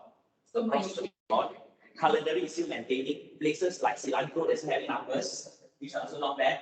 Okay, so what I'm trying to say is, are the customers now perceiving it differently, which group are going to what kind of industry, are we targeting the crime, halal crime, and because of that we are being affected. So these are the things that I'm just trying to state. And this is something which requires forecast. That's what we have explained. Forecast means mistakes to be done. However, it needs to be looked into. It really needs to be looked into. Because we are not looking at just survival for this week, next semester. The next intake is next month, which is September one, which is the big one for us. That one we screw up means we are game over. Okay. Then next year it is January, end of January, because the semester system is a little bit different. So how now? We need to make sure. How our POW have been doing to tackle those Australia, different market. No, I mean, okay, Australia. Oh, Malaysia. Okay, basically, remember the equation I said, income minus cost equals profit. So we understand that the income part is being affected by the number. So we are maintaining the cost part. That is where the headache comes in. That is why schools are feeling it up. Recruitment, aircon, and this and that, But that is the thing. Because of these prudent methods, I use the word prudent, but also, we are still not that. We are not bad. I would say we managed to balance the moves. In the past 2 years, when we were doing 100% work from home, partial work from home, right? What was the reduction of costing at that time, and what is it now? And why are we not practicing the work from home? Okay, I cannot answer that on why we are not practicing the work from home. No, that is cost effective. It was cost effective, but currently, what we have said is our students want the physical back. The demand for the physical back. When the counselling is done, students, you all have physical classes, and that is the key. That is the key one. So no transformation. No, see, that is where we need to now this is where the demand of the customers. So we cannot be in a way stand out say, hey, we want to do a virtual only, we will lose everything. No, it's not 100%. It's like maybe one day we do work from home, or 2 days. But you must understand, for example, me speaking as a guidance investor, okay, are you going to pay like 18,000 just for virtual classes? Does that make sense? No, but I'm not suggesting 100% virtual classes. No, what I mean is as a parents, we prefer our investments worth. Okay. on that matter. That's why, sir. I'm sure that in the time is survey, most of the students prefer physical.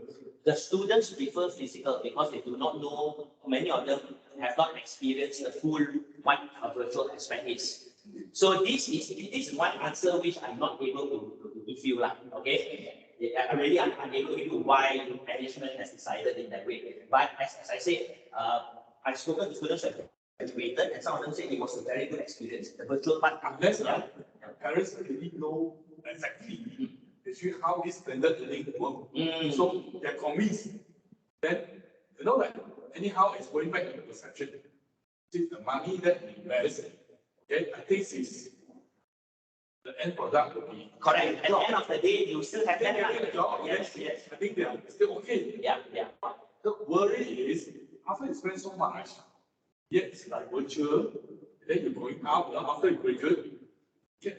Correct. But you see, the just to sum up this part, virtual or physical is just the delivery methods. At the end of the day, the outcome is these two does have an impact, but it is not the sole aspect of it. It is just the delivery method. The product that is being delivered, it is done in a proper manner, and the students' mindset accepts it. Like remember in Australia, working people were so happy on the virtual part because this is how it is. They put in the current effort, the outcome will still be good.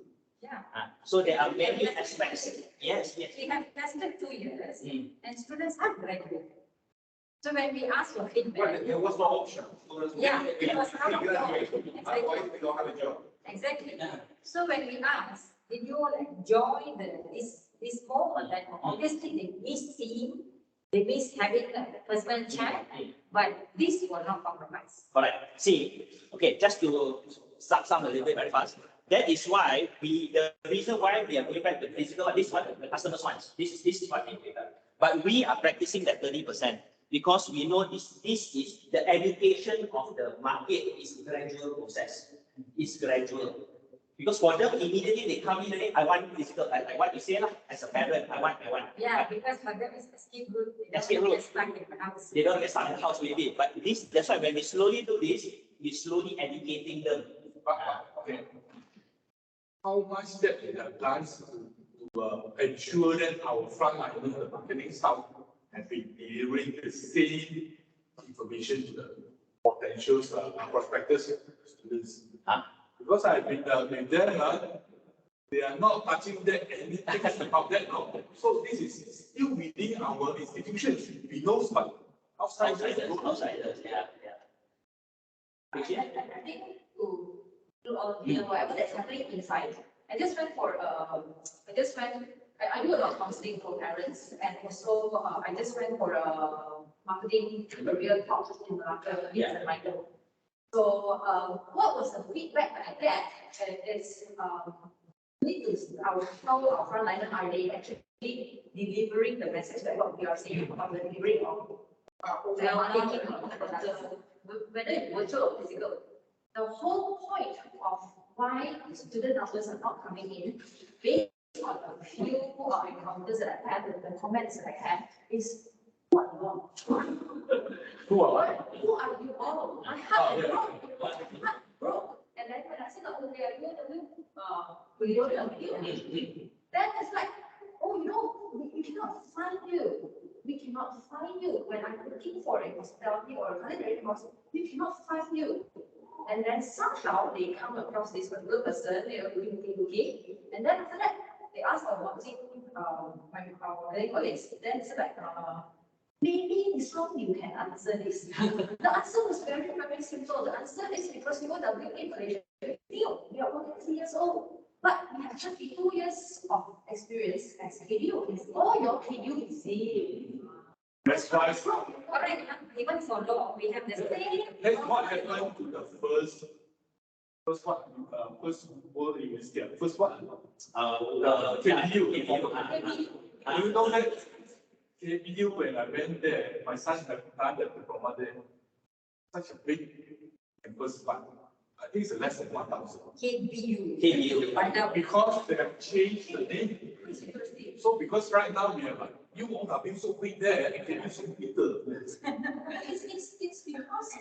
because it's not because UW is not unique. It's just because in Malaysia, as an institution, we are definitely smaller than Vegas, we're definitely smaller than Sunway, but we are not smaller when they came to parents, right? It's like, hey, you're actually very established. For the parents tell us that, hey, you're very established. Your campus is not 3 years old. And the lecturers that's here that's talking to you, you have only 16 years. So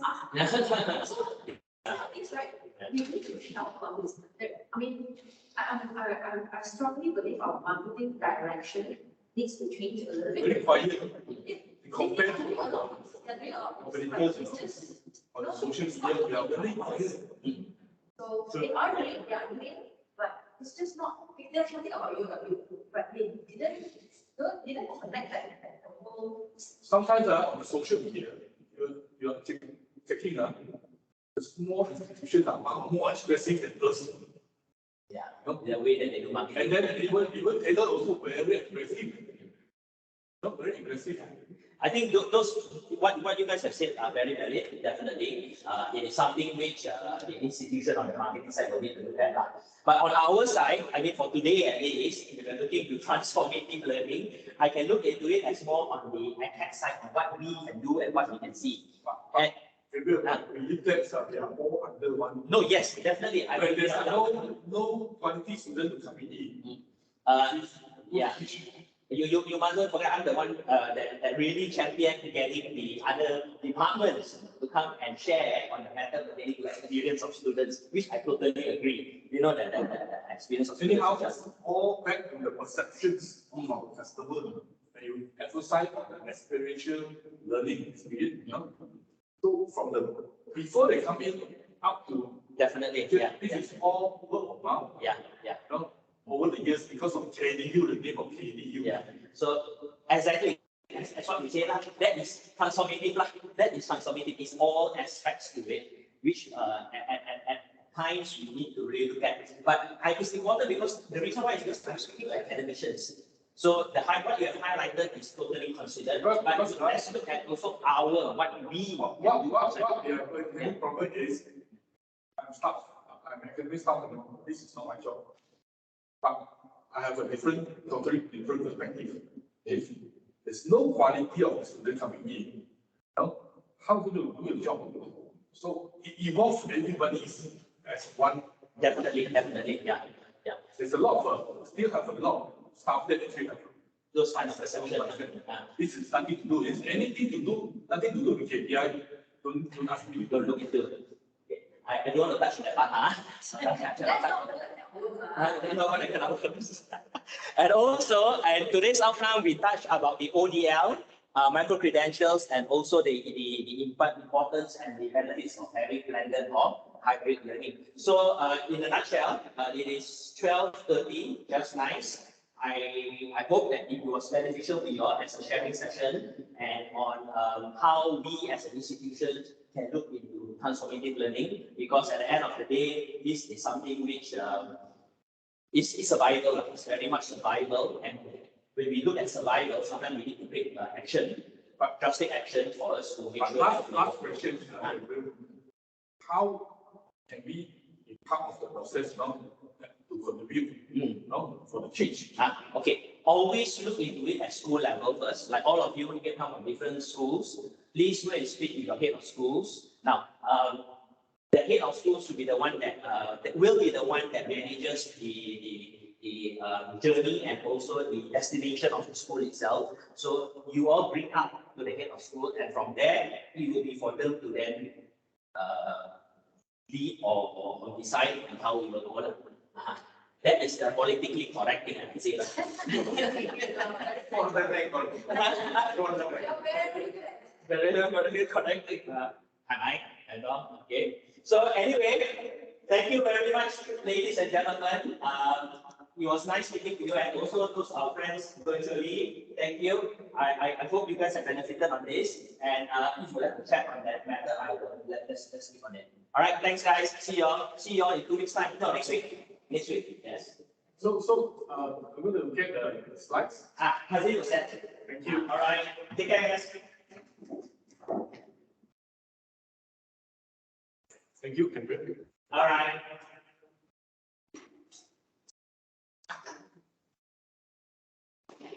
Good. Are we offline then? Okay. So your